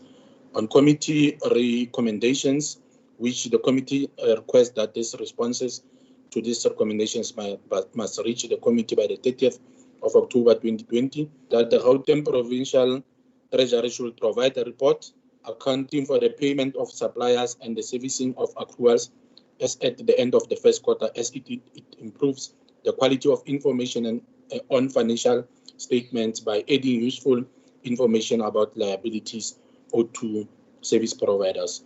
On acknowledgement, Deputy Speaker, let me, on behalf of Chair MPC, acknowledge Ms. Inko Moralo Hoko and the head of department, Ms. Chabalala, officials of the Gauteng Provincial Treasury for their cooperation during the consideration of the report. Appreciation also goes to honorable members of the committee as well as the support staff of the committee on adoption in terms of Rule 117, subsection 2, Rule C, read together with Rule 164. The Finance Portfolio Committee presents to this House and recommends the adoption of the Committee Oversight Report on the first quarterly financial performance report of the Gauteng Provincial Government for the 2020 financial year. Deputy Speaker, ke a leboga.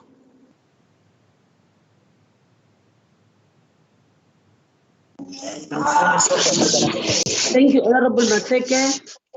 Do you have a seconder? Honorable Deputy Speaker. Comrade Joe ungena ngevosho, Comrade Joe ungena ngevosho. Who's seconding? Hey, I'm busy Thank you, Honorable Jakabela. Now I put the questions. The question, those who agree with the report, can they say aye? Aye. Aye. Aye. Those who object to the report, can they say no? Thank you. The ayes have it. Thank you, Secretary. Can we have the next order? Thank you, Honorable Deputy Speaker. The next order, which is order number 11, is Committee for the Scrutiny of Subordinate Legislation First Quarterly Performance Report for the year 2020-2021 financial year. Thank you. Thank you, Honorable. Yes, Honorable Member. You can go ahead, Honorable Bishop. Thank you. Thank you, Honorable Deputy Speaker, Honorable Premier, and Honorable members of the Legislature, and all the people of Gauteng that is viewing us by social media. Good morning to everyone. I, the chairperson of the Committee on the Scrutiny of Subordinate Legislation, here referred to as the CSSL, Honorable D.K. Adams tables the CSSL's first quarter performance report for 2020-2021 financial year as follows. I will deal with it, Honorable Deputy President, in the following subheadings. An agenda is our introduction, committee activities, lawmaking oversight and scrutiny, stakeholder management, overall performance of the committee, adoption of the second term program, conclusion, acknowledgement, and then the adoption. Chairperson, on introduction. Honorable Deputy Speaker, the aim of the report is to evaluate the CSSL's first quarter performance by comparing the committee's performance against the quarterly targets.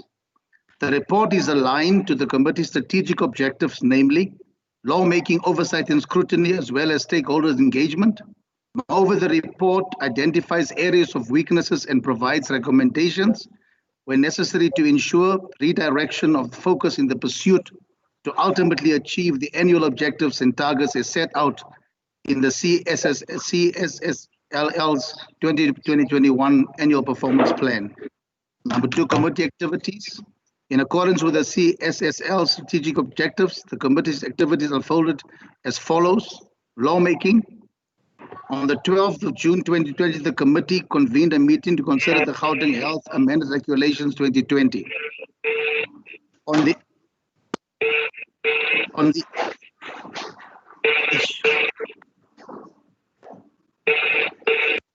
Somebody's not muted, Deputy Chair. Somebody needs prayers, Bishop. On the 8th of June 2020, the Honorable Speaker, Ms. L.H. McWay, referred the regulations to the CSSL in terms of Rule 238.2, subsection 1 of the standing rules.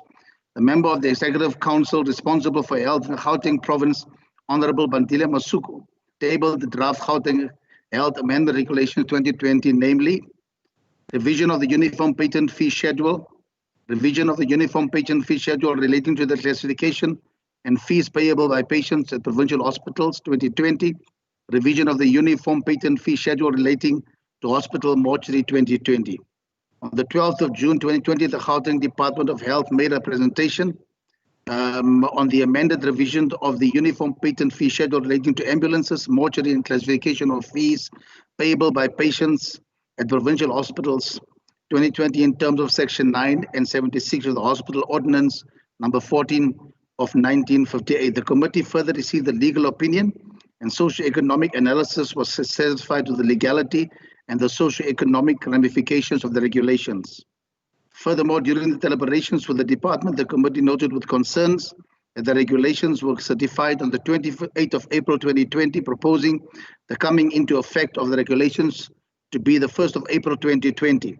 That suggested that the regulations have a retrospective application. However, there was no express provision in the regulation for that to be retrospective. The committee resolved the department rectify the implementation date and retable the regulations for approval. On the 26th of June 2020, the committee convened another meeting to consider the amended revision of the uniform patient fee schedule relating to ambulances, mortuaries, and classification of fees payable by patients at provincial hospitals 2020. The committee then received the amended regulations from the Gauteng Department of Health, and after assessing and satisfying itself, the committee approved the draft report on the revision of the uniform patent fee schedule relating to ambulances, mortuaries, and classification of fees payable by patients at provincial hospitals 2020 in terms of section 4.9, subsection B of the Gauteng Scrutiny of Suborned Legislation Act 5 of 2008 as amended. On oversight and scrutiny, in the quarter under review, the committee convened 3 meetings, we also discussed the draft term program, the revised CSSL operational plan to cater for COVID-19 pandemic, the report on the Department of Health amended regulations 2020 as follows. As I mentioned previously, under stakeholder engagement, in the quarter under review, there was no stakeholder engagement conducted by the committee due to COVID-19. Overall performance of the committee, the CSSL has managed to achieve its quarterly objective as set out in the annual performance plan for 2020-2021 financial year. The activities of the CSSL were well supported and attended by all members and support staff. Moreover, the members of the committee showed commitment and contributed positively to the deliberations of the committee. Adoption of the second term program. The second term program was presented to the committee for consideration and adoption. The committee noted and adopted the second term program as tabled. Conclusion, the plans which were set out in the first quarter of 2020-21 financial year with regards to the implementation of the committee's strategic objectives have been achieved. Acknowledgement, Deputy Speaker. Special thanks that go to the following honorable members, Member Magagula, P. Malema, and A. Lovana, Member M.H. Sirota, Member M.S. Shackleton, and K.C. Masri. The committee would further like to thank the following support staff for their dedication, which is M. Vas, C. Sinoko, L. Lamola, R. Chilone, K. Khotsitebe, S. Nube, G. Moremogolo, S. Butalezi, N. Klebi, T. Mashifane, S. Baloi, and P. Kima. After due deliberations, the adoption of the committee adopted the first quarter performance report for 2020-21 financial year. In accordance with Rule 164, the committee presents the report to the House and recommends its adoption. Thank you, Deputy Speaker.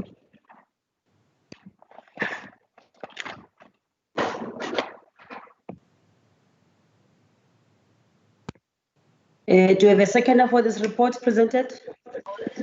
Malema, I second, Deputy Speaker. Thank you. Yes. Who's seconding? Malema. Honorable Malema, thank you. Now I put the question.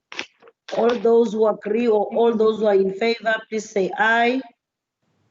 Aye. Aye. Thank you. Those who are not in favor, can they say no? Thank you. The ayes have it. Secretary, please read us the next order. Thank you, Honorable Deputy Speaker. The next order, which is order number 12, is Economic Development, Environment, Agriculture and Rural Development Portfolio Committee's Focus Intervention Study. Report on Vote 11. the extent of recycling at buyback centers, impact of lifespan of dump site, and economic impact along water value chain post-COVID-19 pandemic in the province. Thank you. Thank you, Honorable Lasindwa. The floor is yours. Thank you very much, Deputy Speaker. Deputy Speaker, I'm going to focus on the executive summary of the report. May I request also that I switch off my video for the better network connection. Thank you very much. On the report, Deputy Speaker, I'm going to, on executive summary, which is on page 4 of the report. The committee conducts oversight over the Gauteng Department of Agriculture and Rural Development, herein referred as GDAT. The committee identified the extent of recyclers at buyback centers, the impact of lifespan of dump sites, and the economic impact along waste value chain post-COVID-19 pandemic in the province. The department funded and offered support on several entrepreneurs that operate waste buyback centers in the effort to help ease the burden on landfill sites. This is meant to be achieved by encouraging the sorting out of refuse at source that are materials that can be recycled, are isolated and removed from the landfill bound load before they get there. This should prolong the lifespan of landfills in the province, which are deemed to be very close to reaching their capacity. The work material waste removal groups were provided with including movable asset and or consumable in a form of trailers, trolleys, forklift in some cases, and buybacks. Some waste collectors across the province, across the 5 regions of the province, have been provided with 3-wheel that are meant to ease the load of carrying waste loads for the collectors. The advent of lockdown to prevent the spread of coronavirus in the country dramatically transformed the life of the people with livelihoods interrupted. The easing of the lockdown has ensured that the waste value chain returns to operation again. Waste pickers who are at the lowest run at the chain can start generating much needed income. On that, Deputy Speaker, allow me to move to the background, which is on page 5.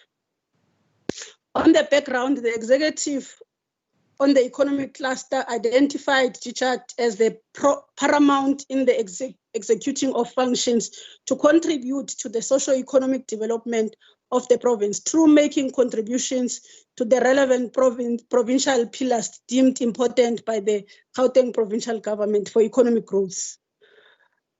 The significance of the study is to explain the operation of various stakeholders in the waste value chain, specifically expand on the following. I think I'm not going to read that, Deputy Speaker. May I request also on the body of the report, the parts that I'm not going to read be taken as read. With that, Deputy Speaker, may I move then to the committee observation, which is on page 8.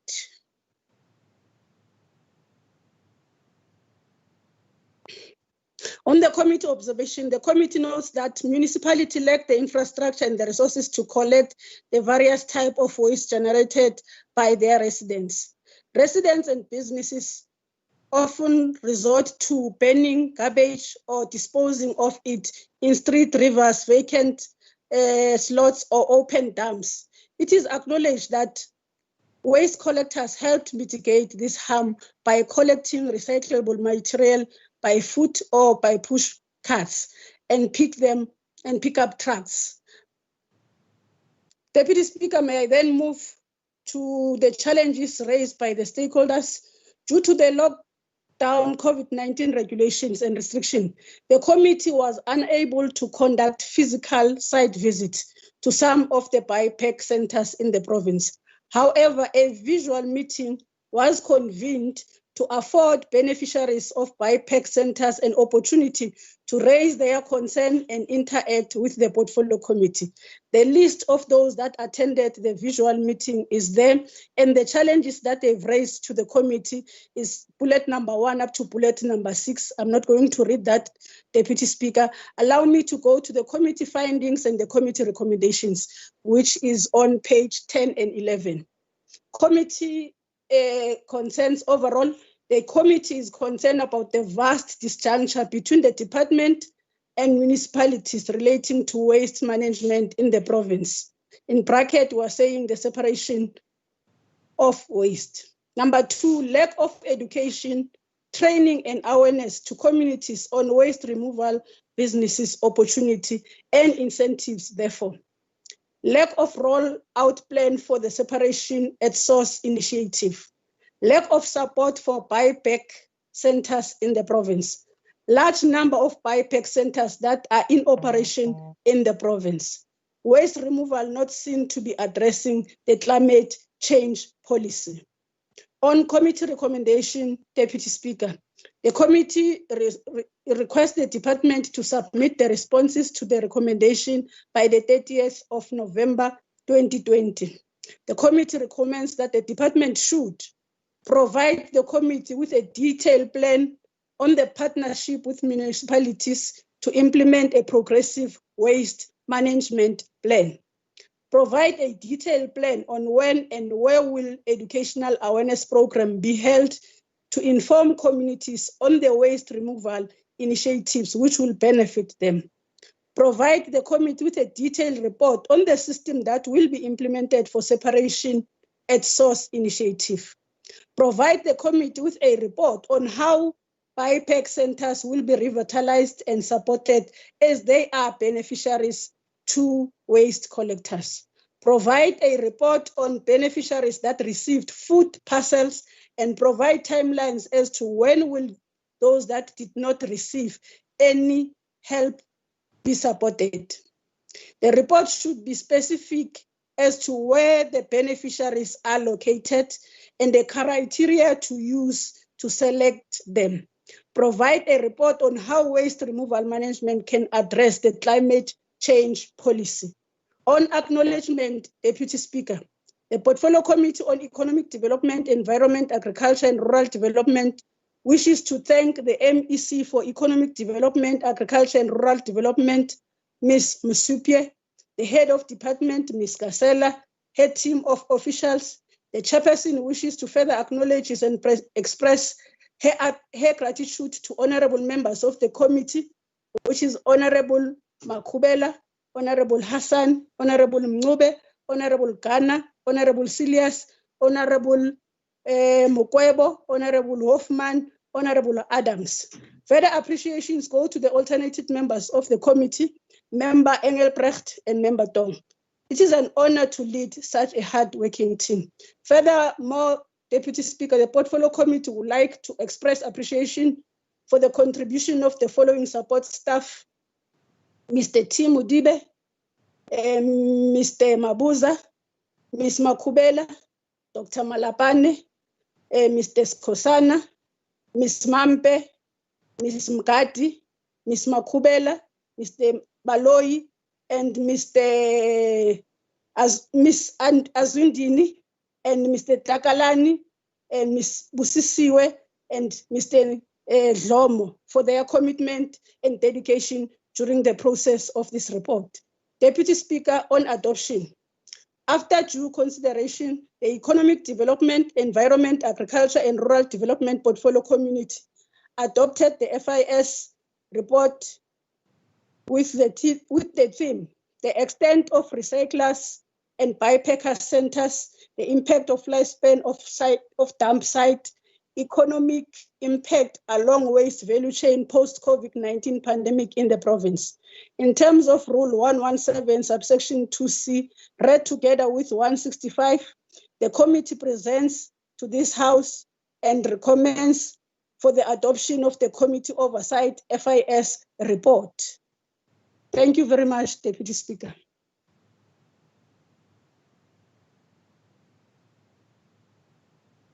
you very much, Member Lasindwa. I check for a seconder. Member Adams seconds, Deputy Speaker. Thank you, Honorable Bishop. Now I put the question. All those who are in favor of the adoption of the report, say aye. Aye. Those who are not in favor, say no. Thank you. The ayes have it. Thank you, Secretary. Please take us through the next order. Thank you, Honorable Deputy Speaker. The next order is Economic Development, Environment, Agriculture, and Rural Development Portfolio Committee's Focus Intervention Study. Report on Vote 3, assessing the impact of government support to vulnerable sectors of the economy during the COVID-19 pandemic, a case of township small business. Thank you.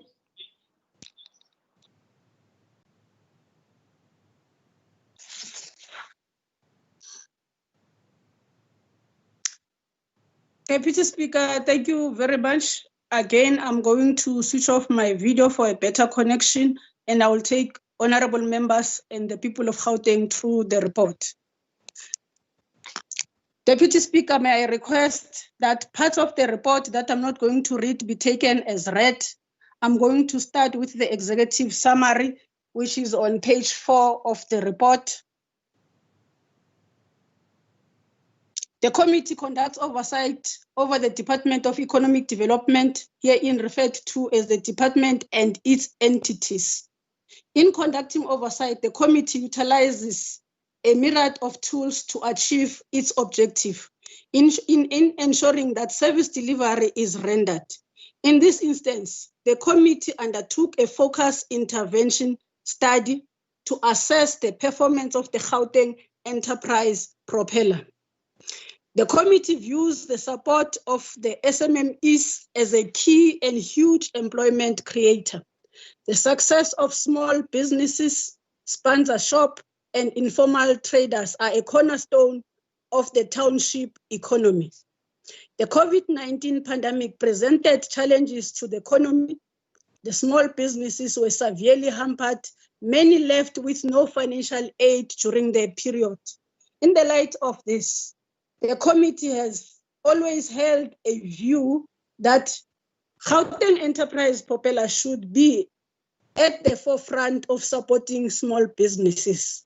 However, during this FIS process, the committee engaged with various intended beneficiaries on the agency, whom many of them indicated that they did not get any assistance during the COVID-19 period. However, they have applied before the COVID-19 pandemic for support with JEP.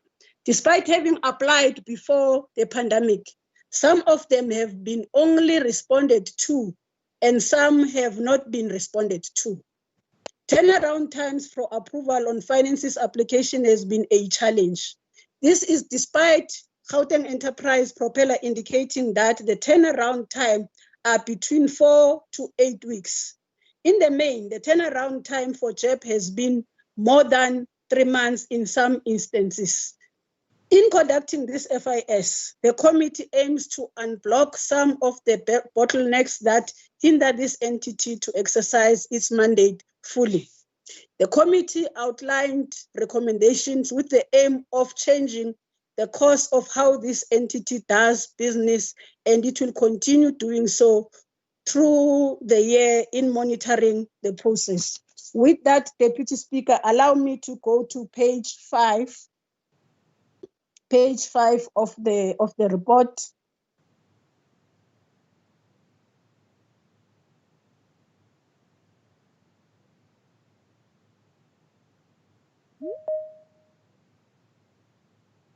Honorable Lasindwa. Yes, Deputy Speaker, I'm on page 5 of the report. Okay. On page 5 of the report, Deputy Speaker, I just want to speak to the background on the focus intervention study. The department had to reprioritize its budget in order to provide support to various sectors of the economy, especially those that are vulnerable, such as tourism and small businesses. Small businesses in the formal and informal economy were mostly impacted by the lockdown restriction due to COVID-19. I'm moving, Deputy Speaker, on the oversight, public participation oversight page 8 of the report. On oversight on public involvement, as part of the focus intervention study, the committee engaged with beneficiaries through a visual engagement meeting, with whom in the main were business owners who also responded to the semi-structured questions developed by the committee. So also we could not conduct site visits due to the lockdown regulations. On committee concerns and committee recommendations, I'm on page 11, Deputy Speaker. Page 11 of the report, the committee concerns. The committee is concerned about 1, non-support of small businesses during the lockdown period by Gauteng Enterprise Propeller. 2, Gauteng Enterprise Propeller internal processes render the financial application process lengthy. 3, lack of feedback mechanism to inform the applicants on the reasons for their non-approval. 4, lack of understanding of Gauteng Enterprise Propeller application process by the employees of the entity. On recommendation, Deputy Speaker, the committee is requesting Gauteng Enterprise Propeller and the department to submit the responses by the 30th of October 2020. On recommendation 1, the Gauteng Enterprise to provide the committee with a detailed list of businesses that were funded from the start of 2019-2020 financial year to date, meaning by the end of the first quarter. And in addition, the list should also include businesses that requested for COVID-19 relief fund through the entity. The list will allow the committee an opportunity to analyze the number of businesses that were heavily impacted by COVID-19 and possibly a natural death, if not currently ailing from the COVID-19 impact. 2, an overhaul the entity's internal process related to finance application and approval. This should also be done in line as part of the reconfiguration process in order to respond timelessly to business seeking contract financing. 2.1, in overhauling internal process, Gauteng Enterprise Propeller should look at some of the models used by private banks in the approval of basic and business loans, as private banks approve loans within 24 to 48 hours. A report on this should be submitted to the committee.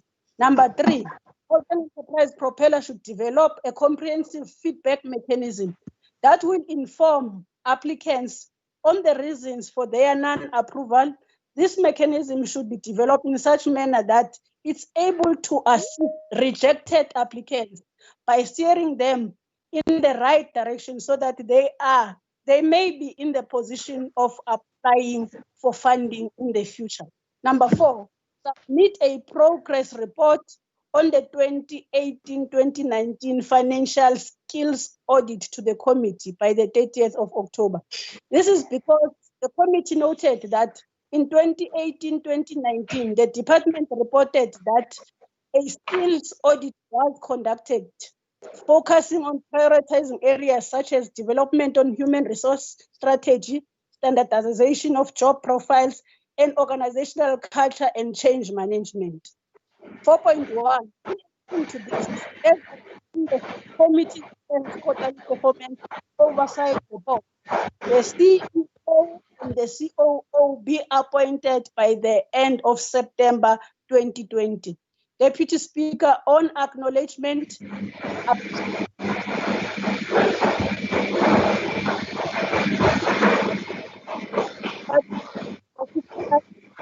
honorable members of the committee, on behalf of the committee appreciates the gratitude.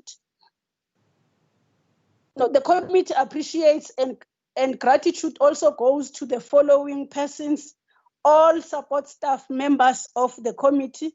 I'm going to move to the adoption. After due consideration, the Economic Development, Environment, Agriculture and Rural Development Portfolio Committee adopted the FIS report themed Assessing the Impact of Government Support to Vulnerable Sectors of the Economy During the COVID-19 Pandemic, a case study of township small businesses. In terms of Rule 117, subsection 2C, read together with Rule 165, the committee presents to the House and recommends that the adoption of the report of the Focus Intervention Study be adopted by the House. I thank you, Deputy Speaker. Thank you, Honorable Lasindwa. Do we have a seconder for this proposal? Proposed report? Seconder.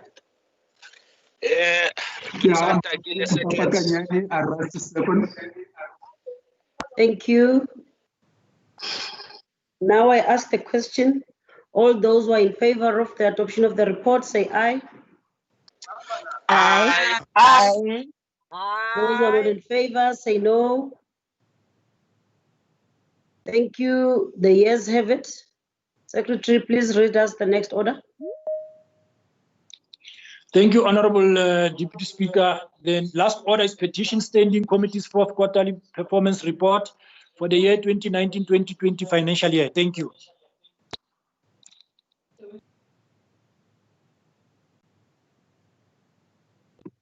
Honorable Letsoalo.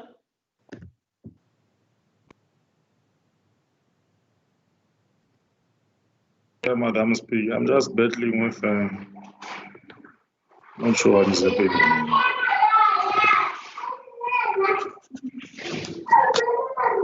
Thank you very much, Madam Speaker. Thank you very much, Madam Speaker. What is this thing? Thank you very much, Madam Speaker. Once more, let me appreciate this time and opportunity, but also thank the social media users, including the residents of Gauteng, for joining us in.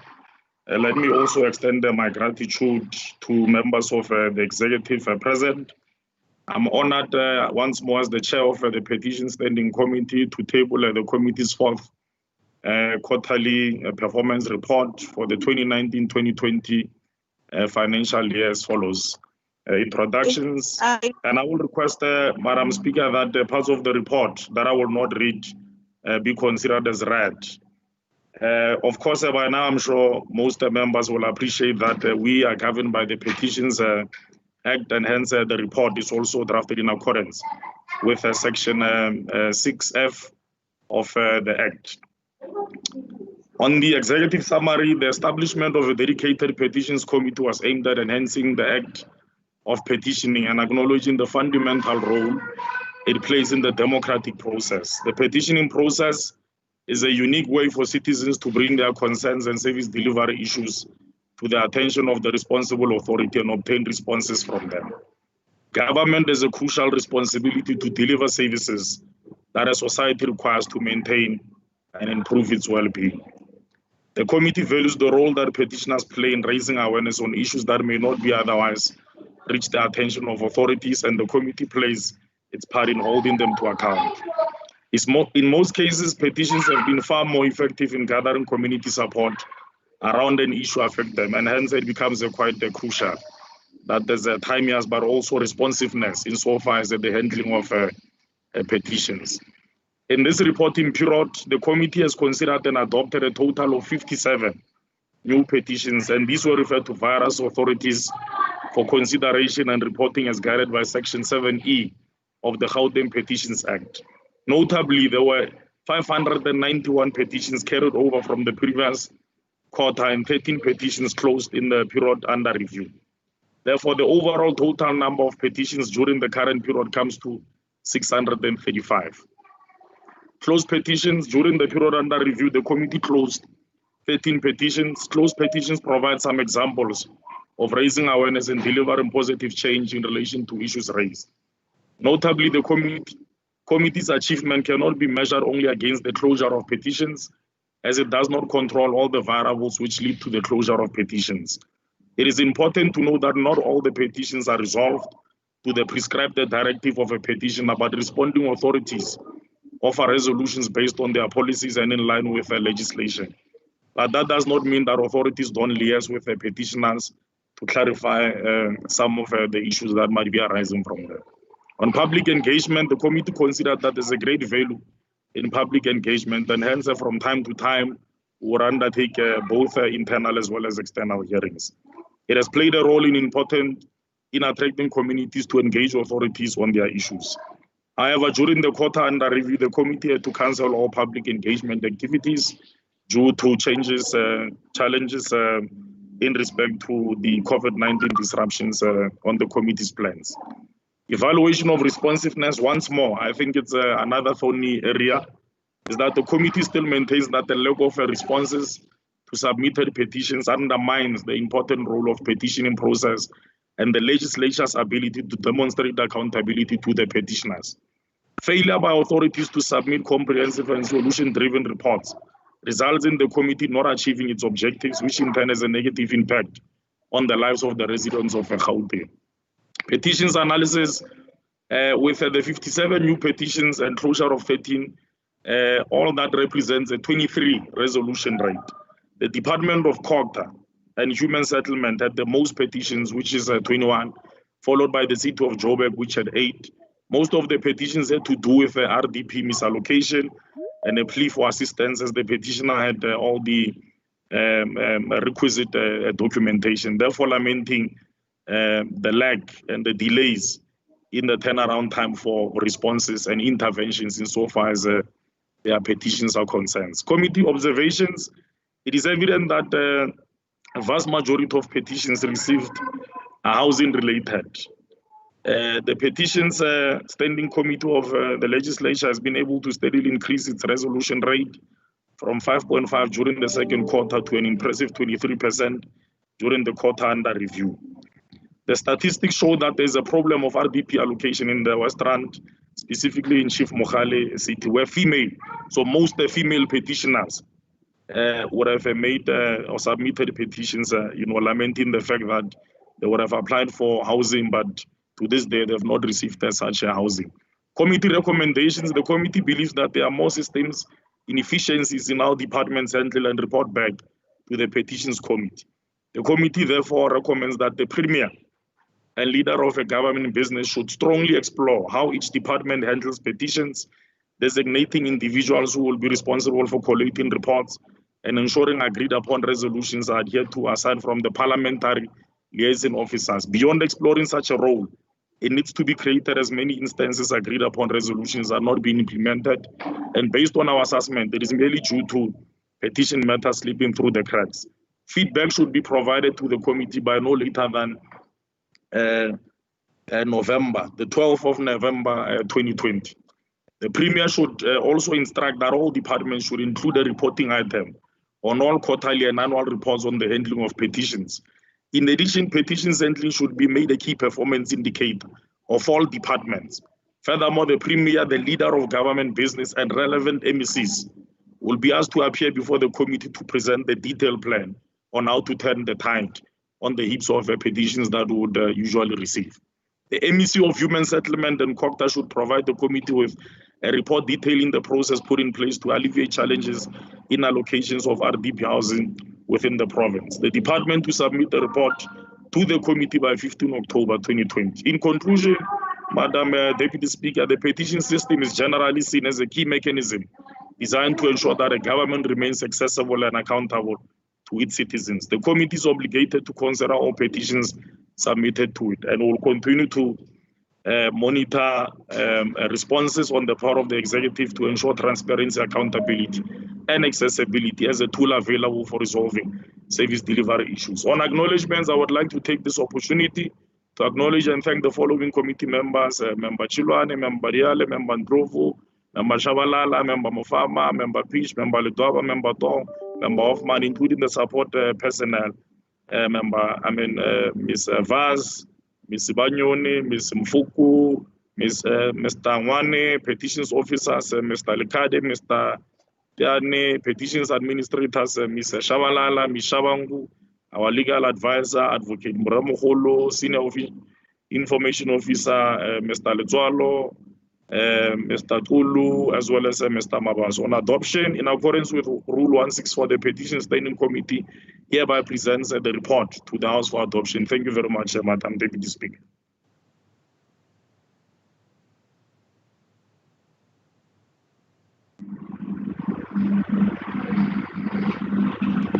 Thank you, Honorable Letswalo.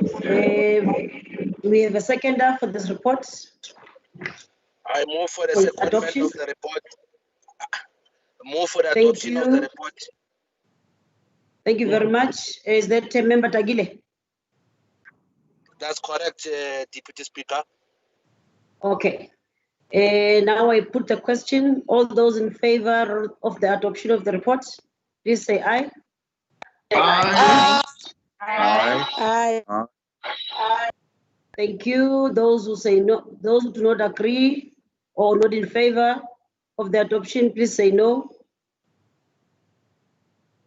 Thank you. The ayes have it. Thank you very much, colleagues, or rather, honorable members. On behalf of the presiding officers, I'd like to thank you for your participation. And this brings us to the close of our business today. And the next sitting is on the 15th of September, 2020. Thank you very much. Have a lovely day. Thank you, Deputy Speaker. Deputy Speaker. Have a nice Thank you, weekend. Deputy Speaker, Bye. and all colleagues. Bye. Adios. Adios, amigos. Nego.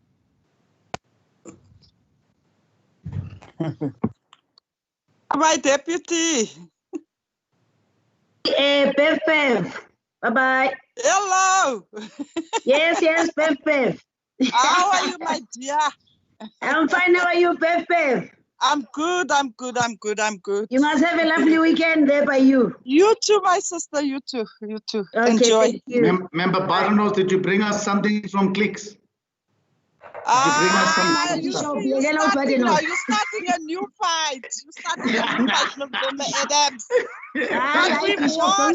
We've won. We've made it.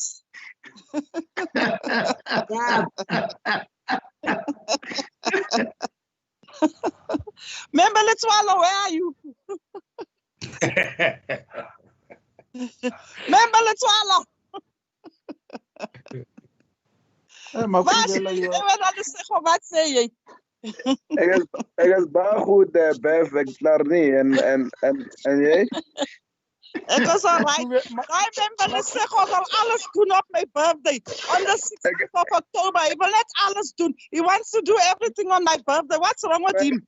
Huh? Ek sal jou bel, Bev. Ek is saam met die predikant. Ek is saam met die predikant, Bishop Adams.